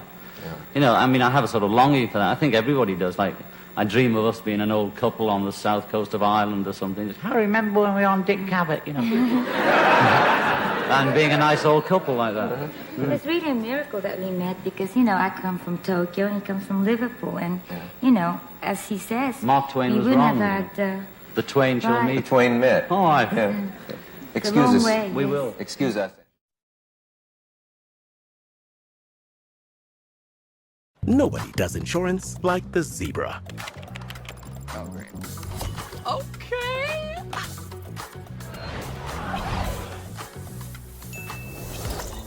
Got you, Mike. I just found the perfect policy at the best price for you. Told you. Nobody does insurance like the zebra. We monitor your insurance and inform you of savings the moment we find it, so you never have to second guess your policy or your price. Find out how much you can save today. Hooves in. We then let the audience, who was sort of anxious to ask some questions of their own, ask John and Yoko some questions. And here is that. Are you ready? 8 seconds. That's a lifetime. First question is, why can't we get into it sooner? Here it is. John and Yoko, Mr. and Mrs. Lennon, I have an idea for a happening. Oh. Let's let the audience ask us anything that happens to be on its mind. Wow, that's real crazy, Dick. I'd really like to do it. Well, Far out, man. where's your nerve, baby? There's already a man in the aisle. How convenient. Yes. I'd like to know how you write your songs and how you think your songs have progressed since you first started. The man would like to know how I write my songs. No, I prefer How you write your songs and how the songs have progressed since you first started. Since you first started. Well, there's many ways, all the combinations you can think of, either sitting at the piano and having a word that you write a song around, or having a word and playing the guitar, or you have a guitar chord change. Any combination of that. The best ones are usually inspirational, which will just sort of come, when you're not expecting it, and you just go and write it out almost in full. The earlier songs, in the early days, Paul and I, we wanted to be the Goffin and King of England. Goffin and King were very big those days, and we used to want to be Buddy Holly and Goffin King, etc. And so we wrote pop songs with a kind of mind that that's a pop song, like Bubblegum, and that's real life. And I used to write sort of in his own right, and the books I wrote then, like Spaniards in the Work, with one half of my brain, and the other half I sort of would churn out pop song. And then with the advent of Dylan and a few other interesting people I'd meet or hear about, I suddenly realized I was being silly, and I should put all my energy into writing the song, into the lyric. So then I transferred any writing ability I had completely to the songs, and the song lyric got better, and the structure of the words got better, and they became as important as the tune then. And then I think the songs are better. I've had a lot more experience than I had when I was 20. I'm older, and it's true you get more experience because there's just more time span, that's all. And so your songs get more experience, and there is a tendency for them to get a bit, like you can rip them off easy. But I try not to write songs anymore unless I really want to. I no longer have to, the Beatles need an album, you and Paul better go and write 20 songs tomorrow kind of thing. I just write when I feel like, That must be nice, yeah. That's wonderful. Cool. Let's say, here's a gentleman right here. How have drugs affected your music writing? Drugs have not affected my music writing any more than cornflakes, living in America, not living in America, going on tour, living with 4 men, living with 1 woman. The drugs were no more a help or a hindrance to create, and I don't believe in creation, but to writing songs than any other experience I've had in life.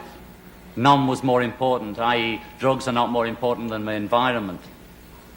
I think my environment is more important than any drugs or outside influence that came when I was a teenager. I think most of the things I write about are basic things that come from me that I've had all my life,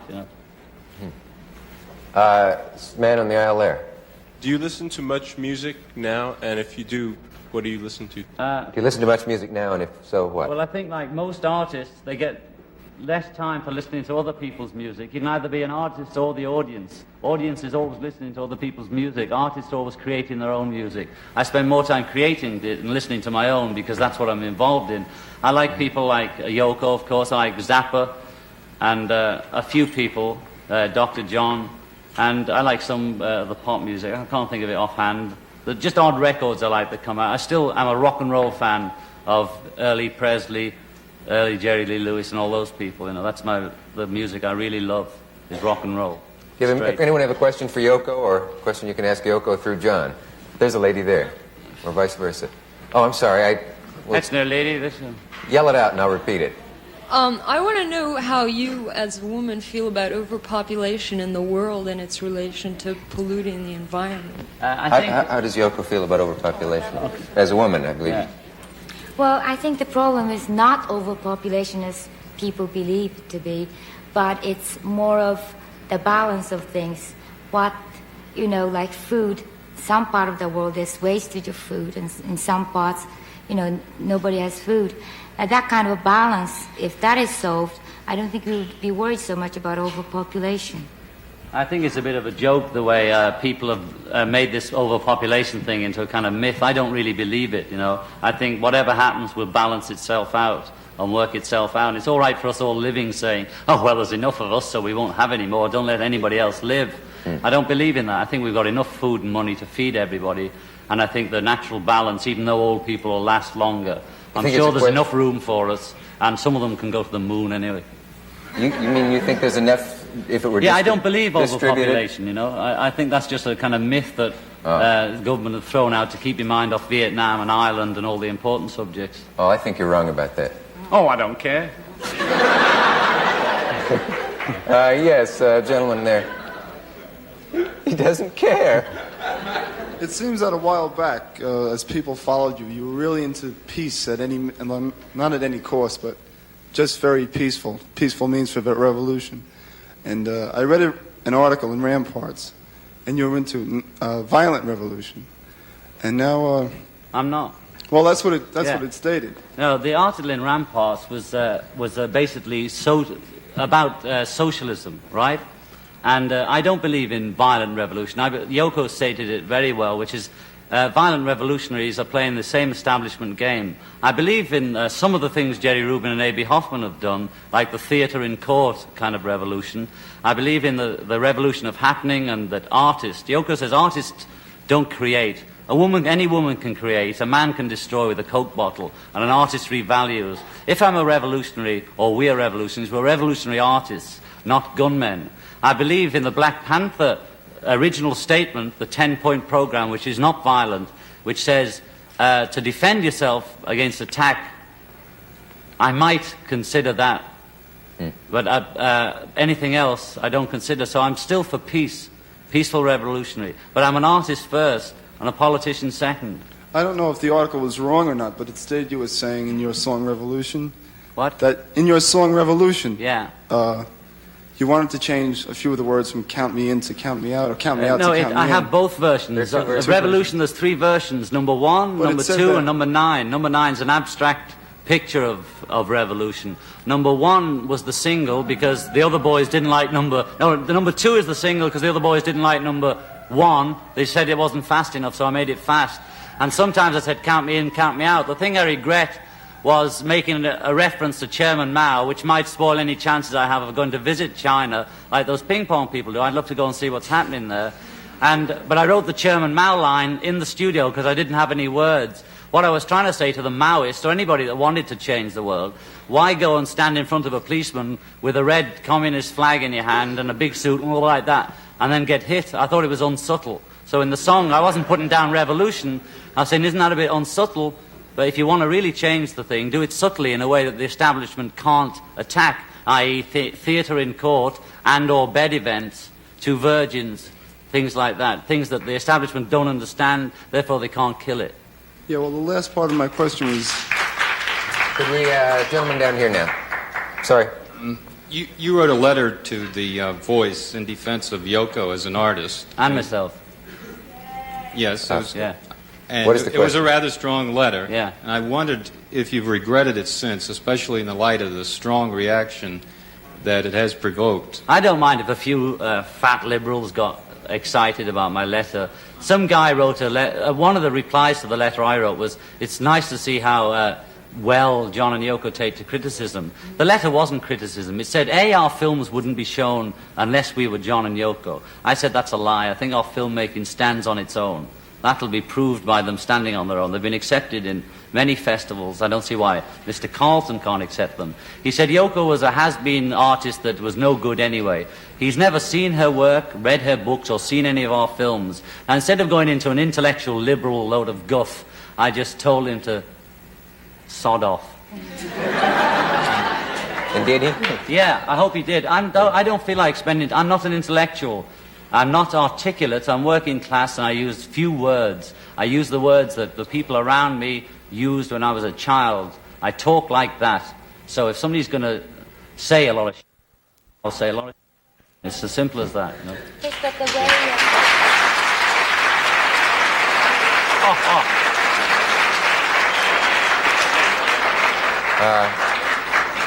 Don't say too much. Hey, how about if I go... You can insert it. This is to insert. Yes.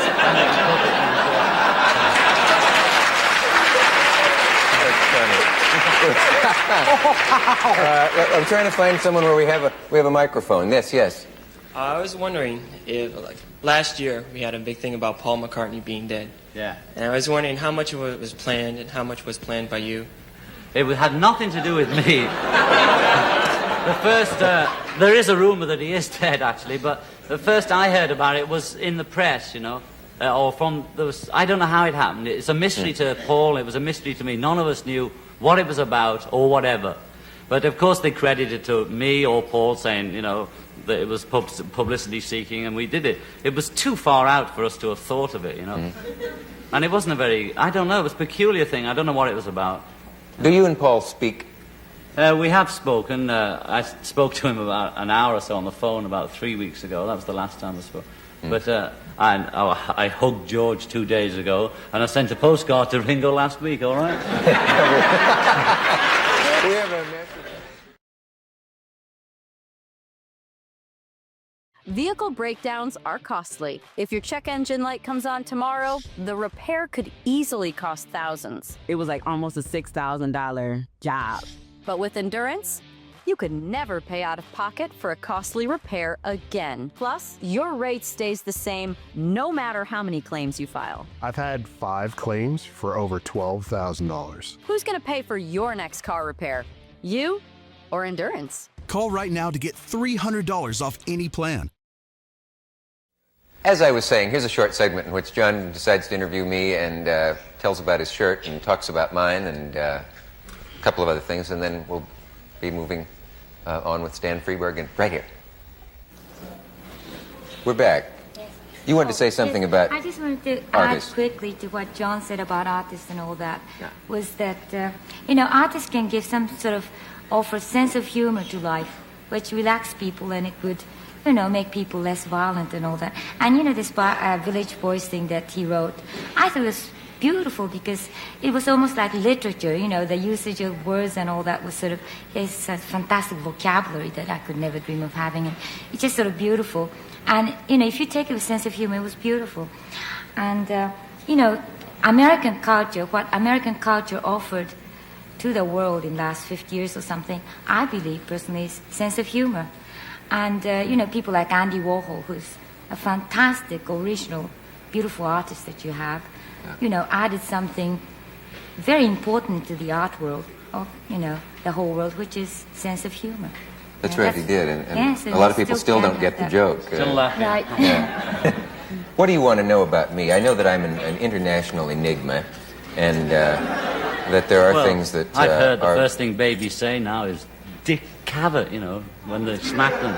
That's right. I'd like to know about some things about you. Things like when we first met, you brought me that album of Sioux music, Sioux Indian music. I'd like to know how interested you are in Indians, and are you interested in, quotes, the Red Revolution and power for the Red Indian, you know, that kind of thing. Are you interested? Yeah. You know, what are American people doing for Indians? That's a big question over in Europe. Yeah, you know? I'm getting more and more interested in that. First, I was just interested in Indians like a kid at the cowboy movies, you know, and that's how it started. And then I come from the Midwest, where there are there are Indians everywhere. But I mean, I used to see some as a kid, and then I don't know. I guess you just develop a feeling that's so tragic, that whole period of My Lai-like incidents, the Sand Creek Massacre, the Custer's wiping out of the Indians at I just heard something very interesting on the what are those Indians down, the Incas and those other ones that could write? Well, Aztecs and... The Mayans. Oh, the Mayans, yeah. I was reading, somebody on TV was talking about how when the Spanish came, these priests burned for 30 days all the Mayan books. So there was none left, and his reason was... it's either the word of God, and we've already got that, so we'll destroy it, and if it isn't, it's the work of the devil. So they destroyed the whole Mayan culture, literature, which was very good and very aware, and there was about 3 books left which sort of say, you know, got up and went to work, and there's not enough words for them to work out what the language was. That's right, and this one man destroyed a whole written written for Christianity. culture. Yeah. Also, the man who led the Indians against, who led the cavalry against the Indians at the Sand Creek Massacre was a man of the cloth. Oh yeah. Not that all. You had men a of the good. cloth You had an are interesting this, Indian on your show. You were telling me about too. I have. I had a man who was also a great authority on Indians. I'd love. He was at Custer's Last Stand or something. No, he was a friend of Curly, who was Custer's scout, John Nyhart. You didn't know he was an Indian freak, did you? So what about the Red Revolution then? Maybe you could. What's going to happen? You feel so frustrated at what was done to the Indians in the past that you feel like you should do something for their descendants now, who are still getting it six ways. Illiterate and not educated, not looked after. I mean, they're like... I don't know if they're having it worse than black people here, but it's pretty rough for them, isn't it? Yeah, it's very bad, and I think it's good that people have a sense of conscience about it and are doing something about it. Well, they've made so much money out of the Indians. At first they took the land, and then they made movies about them taking the land, you know. It's a bit mean, you know. But we always used to stick up for the Indians in Britain on the movies, you know. I heard that in one movie they were making in which they did the Custer battle, which has never been done well on the screen, but anyway... they used the Crows as the ones who attacked Custer, whereas actually the Crows were the scouts for Custer. Oh, I see. And the Sioux, who were working on the picture, were furious and said if it hadn't been for us, there wouldn't have been any Custer battle. Well, it's like Nixon having a Japanese watch, isn't it? Having a what? Japanese watch, you know. Does he have a Japanese watch? He does, yeah, with a Spiro Agnew watch. He has Japanese. I didn't realize But what's happening with the Indian? I mean, what are they doing for them, you know? Don't they legally really own the land? Not like enough. Manhattan and that? Interestingly enough, some conservative politicians seem to be more concerned for the Indians than some liberal politicians. Maybe they've realized how many there are on the whole American continent, including the South. How many people votes think it there's means, only a few Indians left. There's millions of them in the whole continent of America, which includes South America. And one day they're going to be asking for their rights. I wouldn't be surprised if they weren't standing next to the black people, too. So it's either give now or die later, I reckon. What else do you want to know about me? I'd like to know where you got your shirt. Where I got my shirt? Very nice. It is rather nice, isn't it? I was going to ask you the same question. Well, it's very funny. I was in a German airport, and I had an American Army Mac on, and a guy came up and said, I've just gone out of the Army in Vietnam, and if you like these clothes, I'd love to give you them. I said, all right. And he sent me all these Army clothes through the post. It's very nice. A few years ago, that was. May I ask you a question? Sure. Yes. Do you like my What shirt? do you want to be remembered by? What do I want to be remembered by? Remembered for, yes. I don't know. I don't feel that I've done anything yet to be remembered for, with the exception of tonight's program. I've asked this of a lot of people. Because I was Dick. asked and I just... What's your definition of love?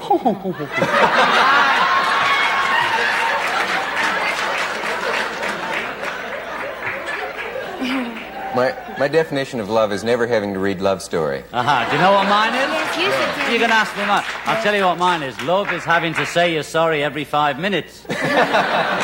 That guy doesn't know anything about love. He's obviously never been in love. Whatever his name is, Fred Siegel or something. And, yeah.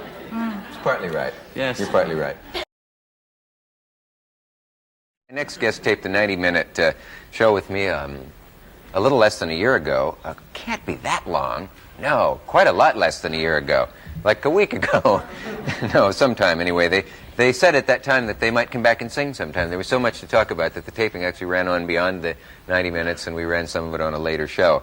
And anyway, they have kept their promise, and I'm grateful because not only is it interesting to see them perform, but they are involved in a crucial court case here in New York, which will determine whether or not they can remain in the country or whether they face deportation back to England. Will you welcome, please, John and Yoko Lennon.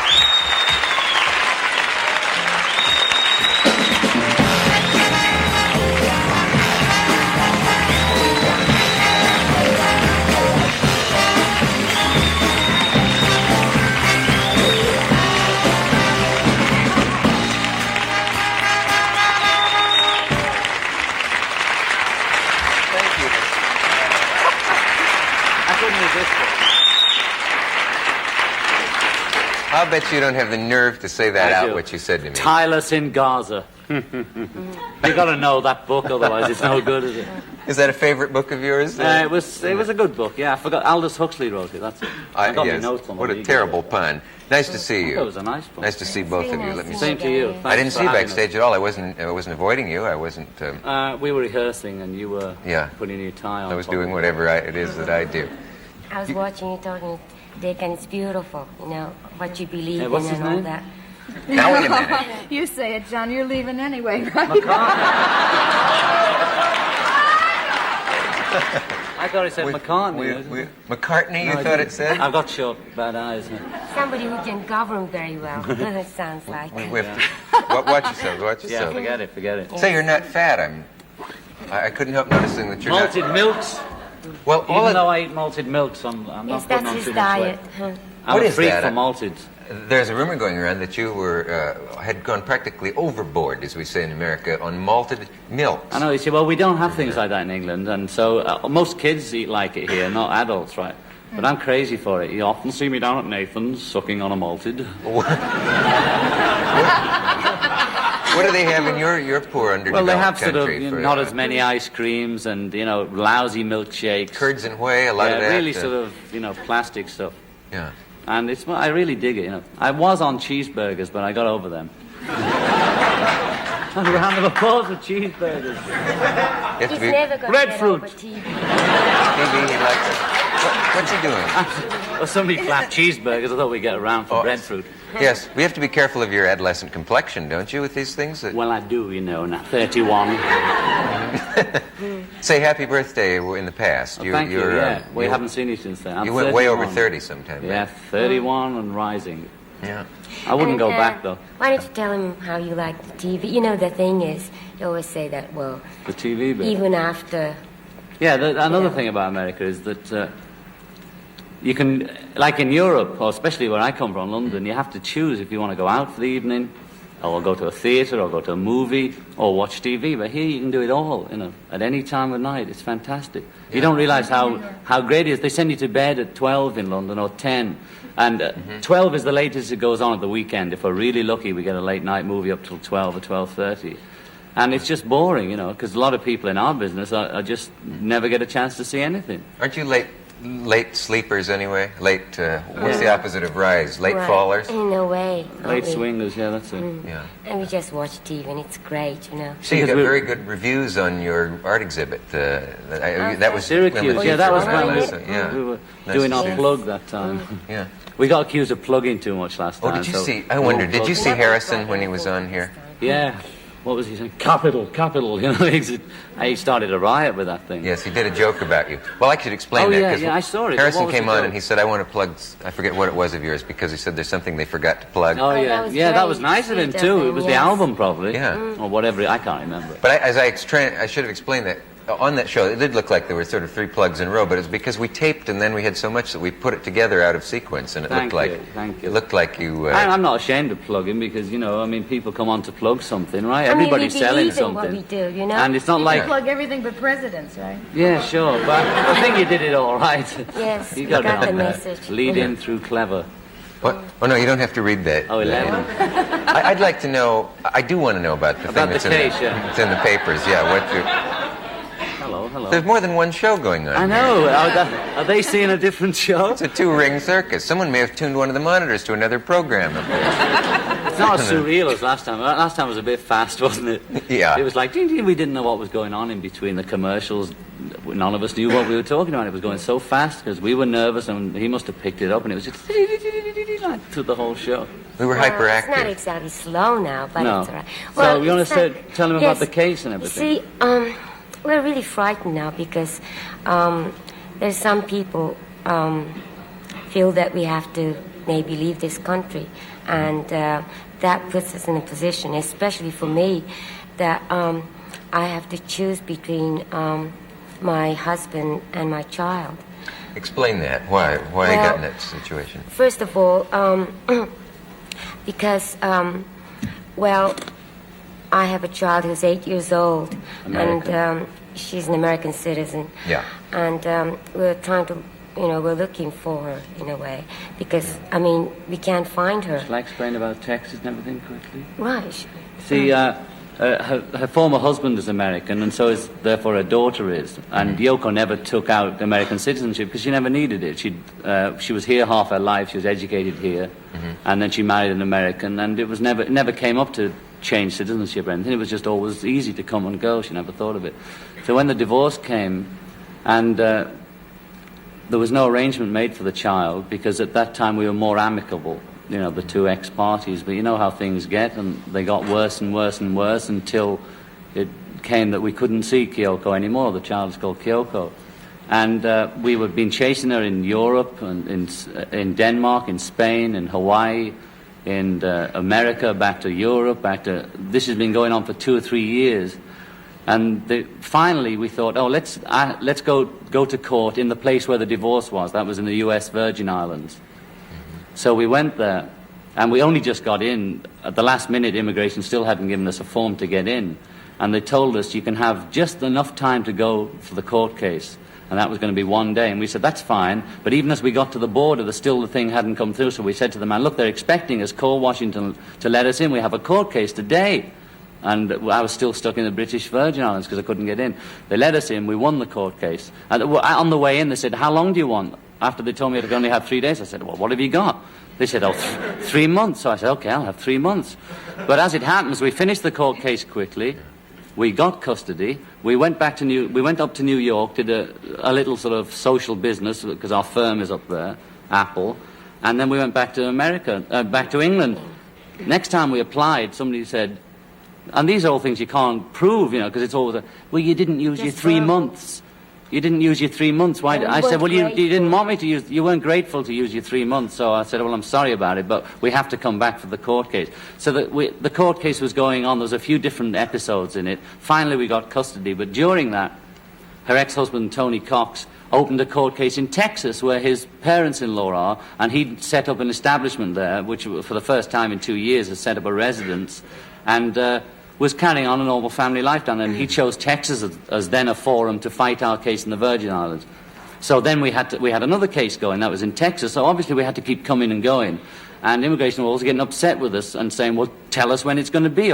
We said, we can't tell you. It's up to the judge when it happens. We've no control.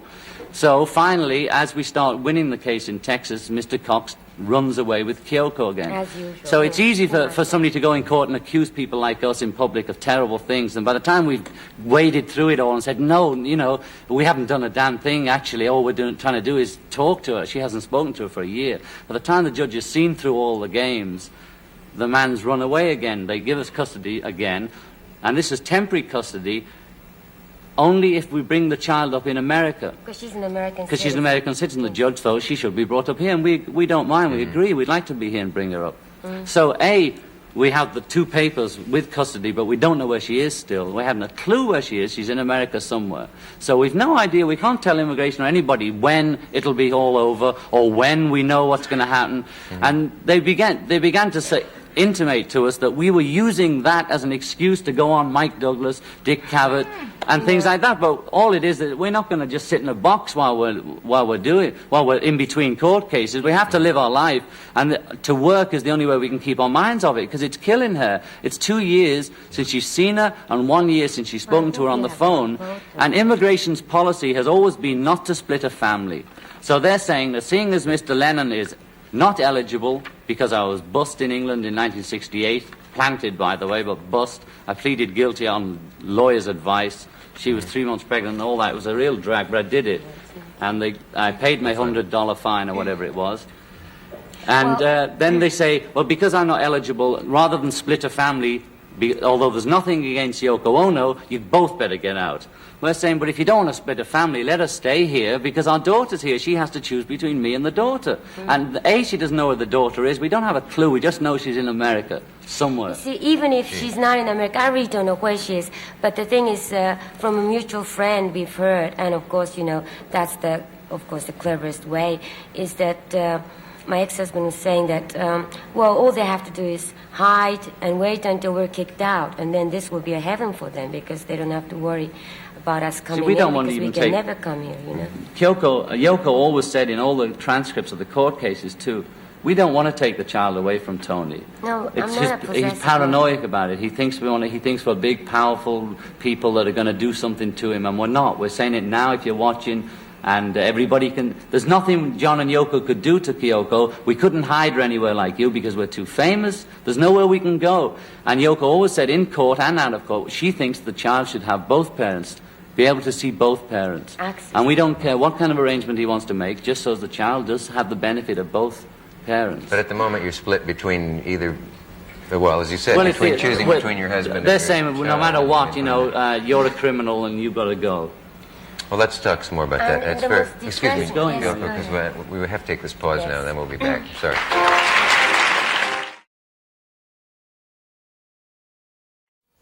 Here's a picture of your little girl, Kyoko. This is Kyoko, and she's 8 years old. And you see, in Texas court, a teacher testified that she's 3 years behind her studies, because she's been running around the world so much, you know, and that's one of the reasons I'm very worried about her. I think it would be on your mind all the time. It is. Really, I mean, yes. There's no way out. Well, John has to switch the TV to another channel or something whenever I see a child, because these days I just can't stand seeing a child, you know. And it comes out every night in nightmares, you know. I mean, it really does. If we work all day so to not think about it, it has to come out some way, and it comes out every night about 5 o'clock. And you know, John's this drug case, which is possession of marijuana case in 1968, it's 4 years ago, and it was planted, and the surgeon who actually came to arrest us is now suspended from his previous job. He also did the same to George Harrison. You know, there's some question about his method of arrest, and they're all saying, the immigration office saying, well, this is only because of the drug case, you know, and nothing else. But the strange thing is people like Donovan, Keith Richard, Mick Jagger, George Harrison all have exactly the same exactly the same record around the same time, and they can come and go, policeman, you know, I think, you know. anytime so they can. He was a headhunter. What is it they're after you for? They're after us because we we talk about peace, you know. I mean, because we want peace, you know. We've said the same thing for 2 years, different way, one way or another, and we believe in it. The only thing we promoted was peace and love, and there've been some rumors like we might go to San Diego to, you know, disrupt the. We're getting blamed for the Chicago Republican convention now. Things like that. It's no kidding. When we approach people for help, somebody somewhere rings them up and says these people are criminals.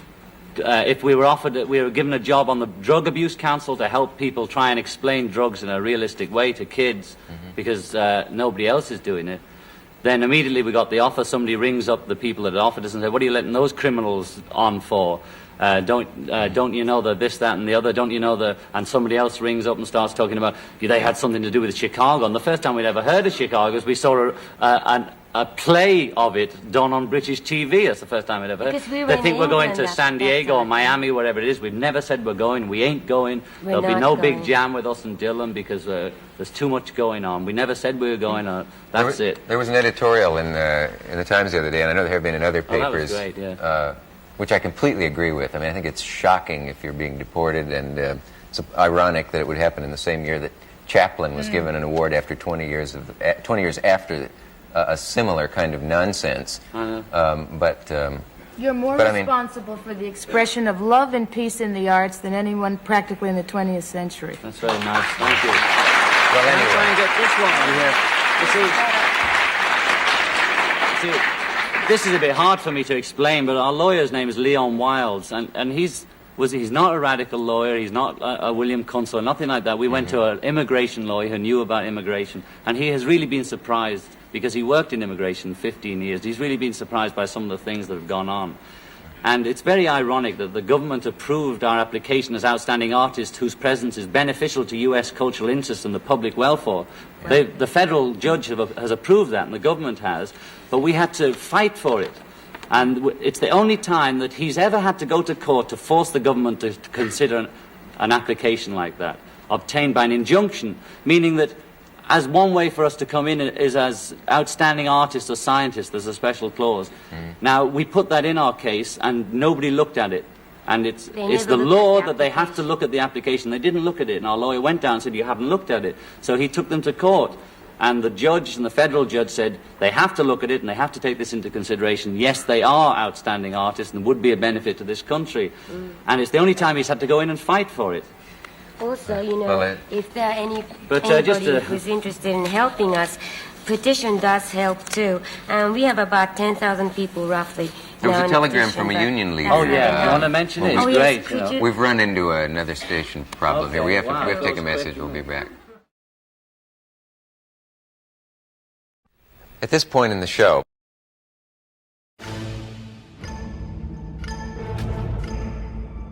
reaching your financial goals can feel impossible.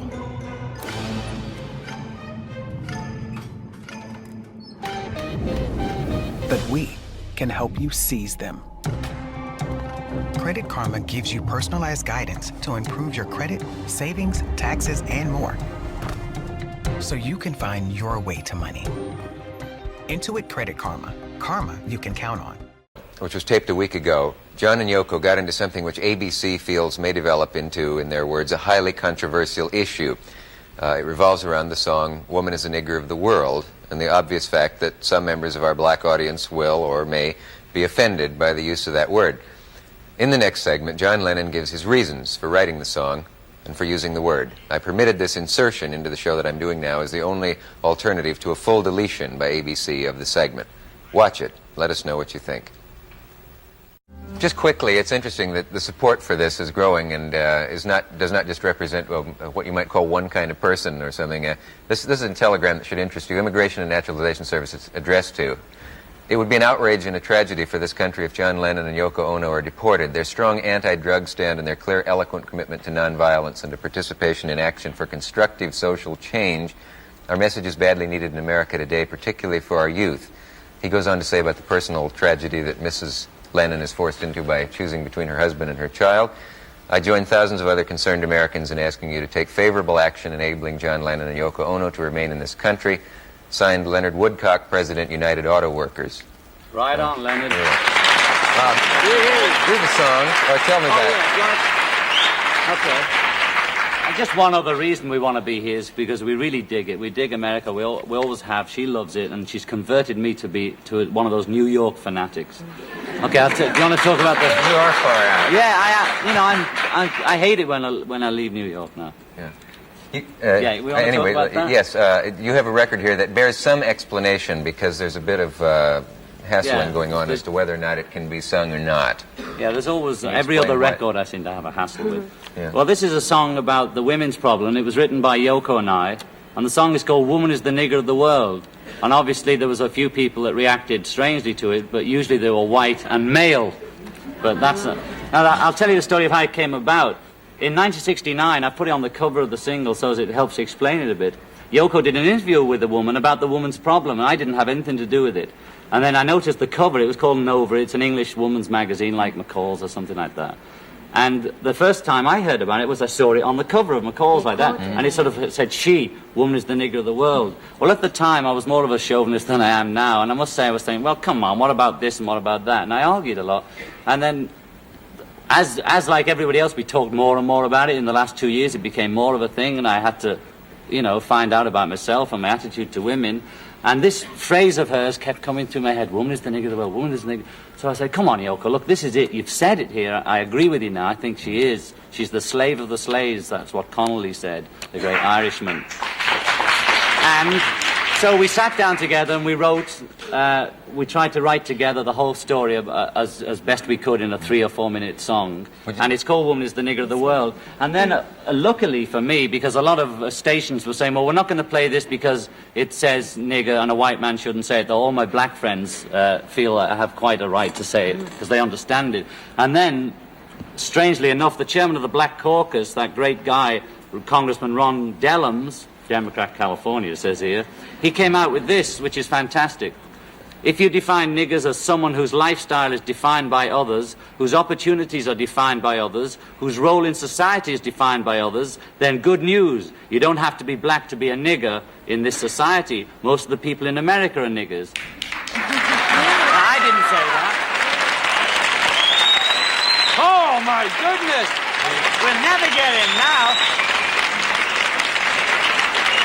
I think the word nigger has changed. It does not have the same meaning as it used to, and I think he put it very succinctly there, and I really believe women have the worst. Whatever it is, however badly or poor people are, it's the woman that takes it when they get home from work. Well, now would you I'd love to. Would you two menaces to society do your number? Thank you. Yes, we'd love to.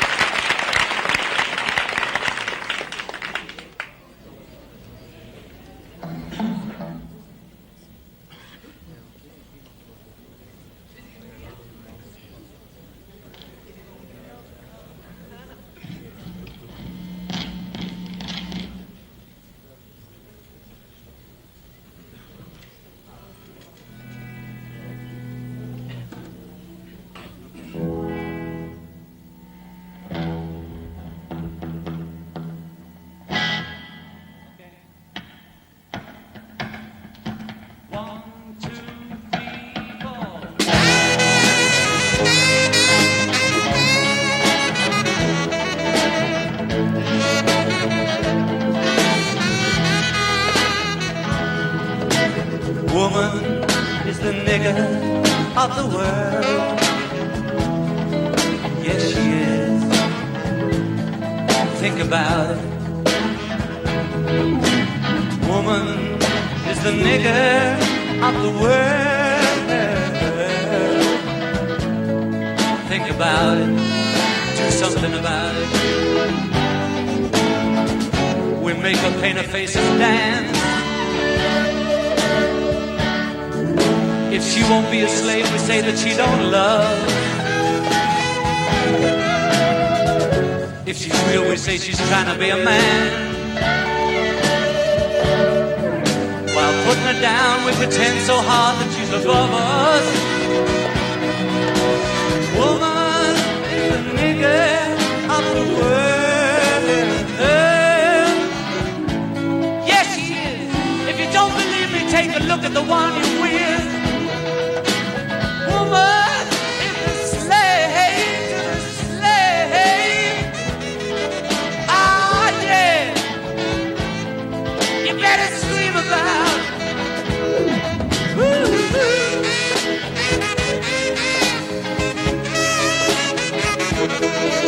We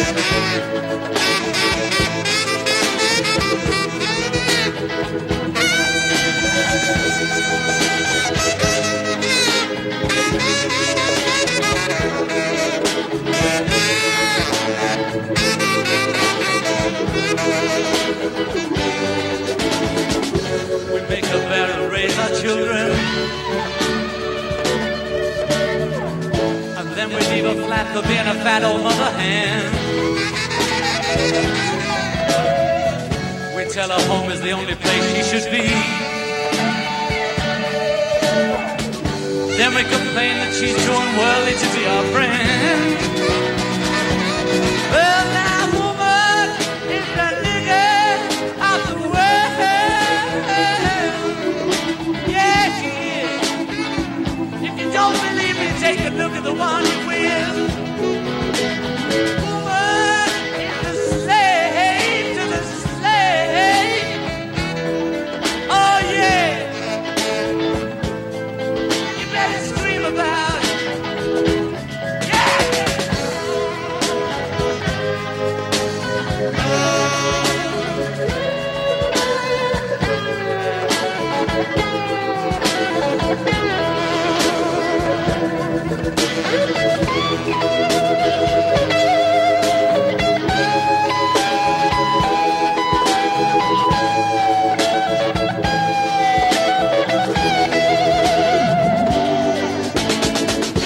We insult her every day on TV.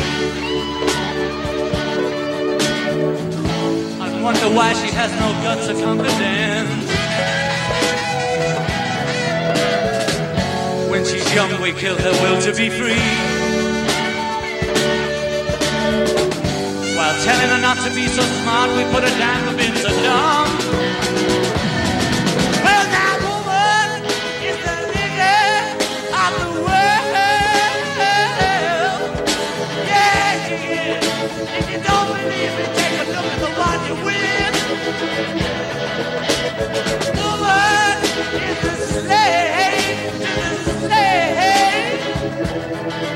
Oh, yeah. You better scream about it.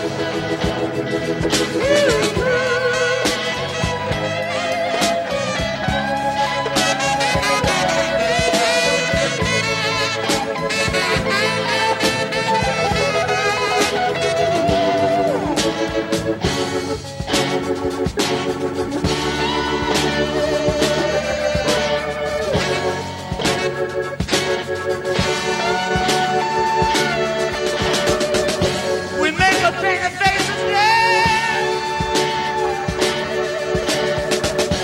We make a bigger face again. We make a bigger face again. We make a bigger face again.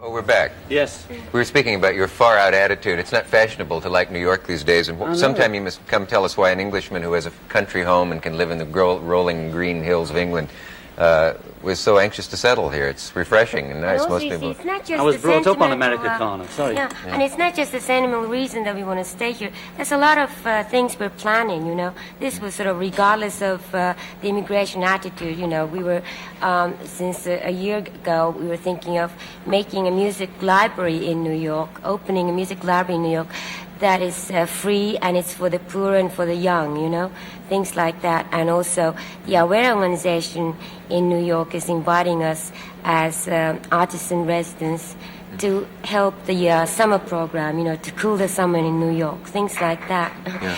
So we really like to stay here and do a lot of things. What is that? Yes, they should erect a monument. That's beautiful. Thank you. That'll be. Now, may I quickly, because this is so important. She's been organising it. It's like a political campaign. You see, we've this got. is, She's doing it all. Children's Medical Relief International. And there's a hospital in Saigon called Center for Plastic and Reconstructive Surgery. And this is the only modern facility in Vietnam that's designed to treat the thousands of children injured, directly and indirectly from the war. And actually, it's very sad because now the government is cutting funds, and because of lack of funds, maybe they have to close down.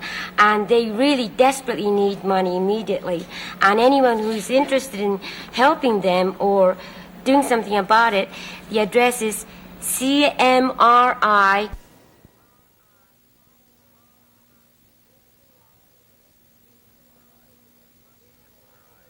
CMRI is what? CMRI. Oh, Children's Medical Relief International. Yes.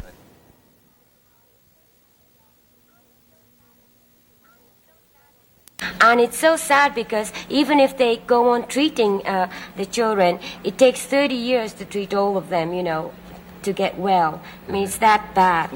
And you see, what happened is, if you think that, if your own child is injured, what happened was in backstage, I had these photographs of them and Kyoko's photo together. And then I was just going to take Kyoko's photo out. You see, Kyoko's my daughter. And I just took it out. And I got a shock because I thought she was injured, And shows how it's on your mind. Yes, I mean, This boy was hit by a phosphorus if it's grenade your own in the child, crotch. you would understand, Or whatever that is. I don't know what it is, but it sounds awful. Phosphorus grenade in the crotch. It's really terrible. Well, we have to take a message. We'll be right back. Here again are the Lennons, John and Yoko, and the number, as soon as we get the buzz out of the speaker, will be the flight of the bumblebee if we're not careful.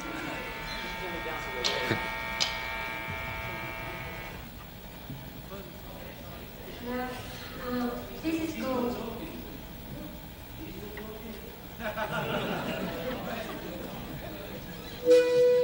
is called We're All Water, and it's a song from our latest album called Sometime in New York City, coming up this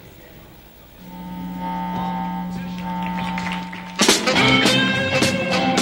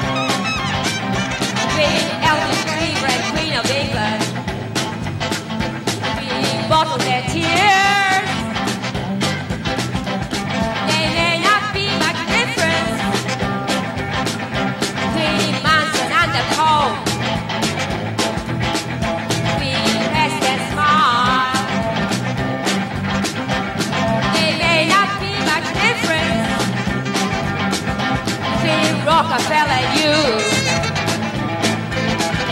We hear you sing. There may not be much difference between you and me. We show our dreams. We all water from different rivers. That's why it's so easy to be. We all water in this vast, vast ocean. Someday we evaporate together. Hey!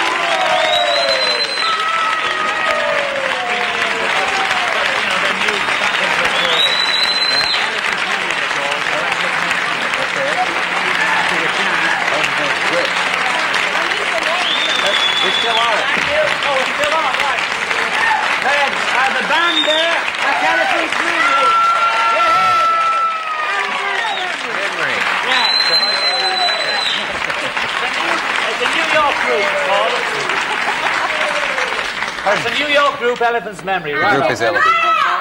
They're going to be performing in Washington Saturday, Square. Washington Square at the This Methodist Saturday. Church this Saturday for a benefit. Are you sure it's this Saturday? Yeah, it's this Saturday. Oh, I see. Okay, yeah, we you know what worked I it mean. out. Yeah. How dare you foreigners walk in here and induce hysteria into our studio? It's frightening. Say, May have not be much difference. Have I met the best two of the former Beatles, would you say? I know you and Harrison. I know that puts you on the spot. No, I wouldn't say that. I think you should meet Paul and you should meet Ringo. Yeah? I think Ringo you'd have a good time with. What does Ringo do at this time? What does he read, for example? Read. He loves science fiction. He does? In fact, he loves it so much, he's handling Apple Films a lot these days, and he was in some mad spaghetti western.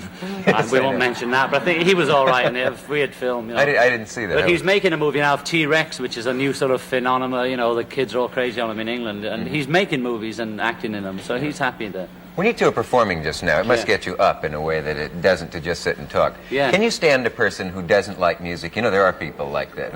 I've never met one, you see. No, But there are some. Oh, there was one man when we were playing our acetates, you know, when you get test pressings of a new album, we're playing them in our loft, and he came banging on the window saying, "Turn it down, it ain't that good!" That's the only guy. But there are, you know, Nabokov, who wrote Lolita, has said that he finds music boring and uninspiring. Well, he's an and a waste of intellectual, you time. see, and they can't Many hear or people- feel anything. Yeah, and many people hate my screaming, you know. Why do you... In your Many voice? people hate my screaming. So in the beginning, all the engineers, when I started Yeah, they scream, you turn know, it off. they used to just go out of the engineering room, you know. And You have to couldn't feel find me. music. Their life hard for You them. feel music. You don't intellectualize it or listen to it or watch for it or study it. You feel it. You either play it or you feel it. You and George Wallace always denouncing I know. intellectuals. We'll be back after this message. Stay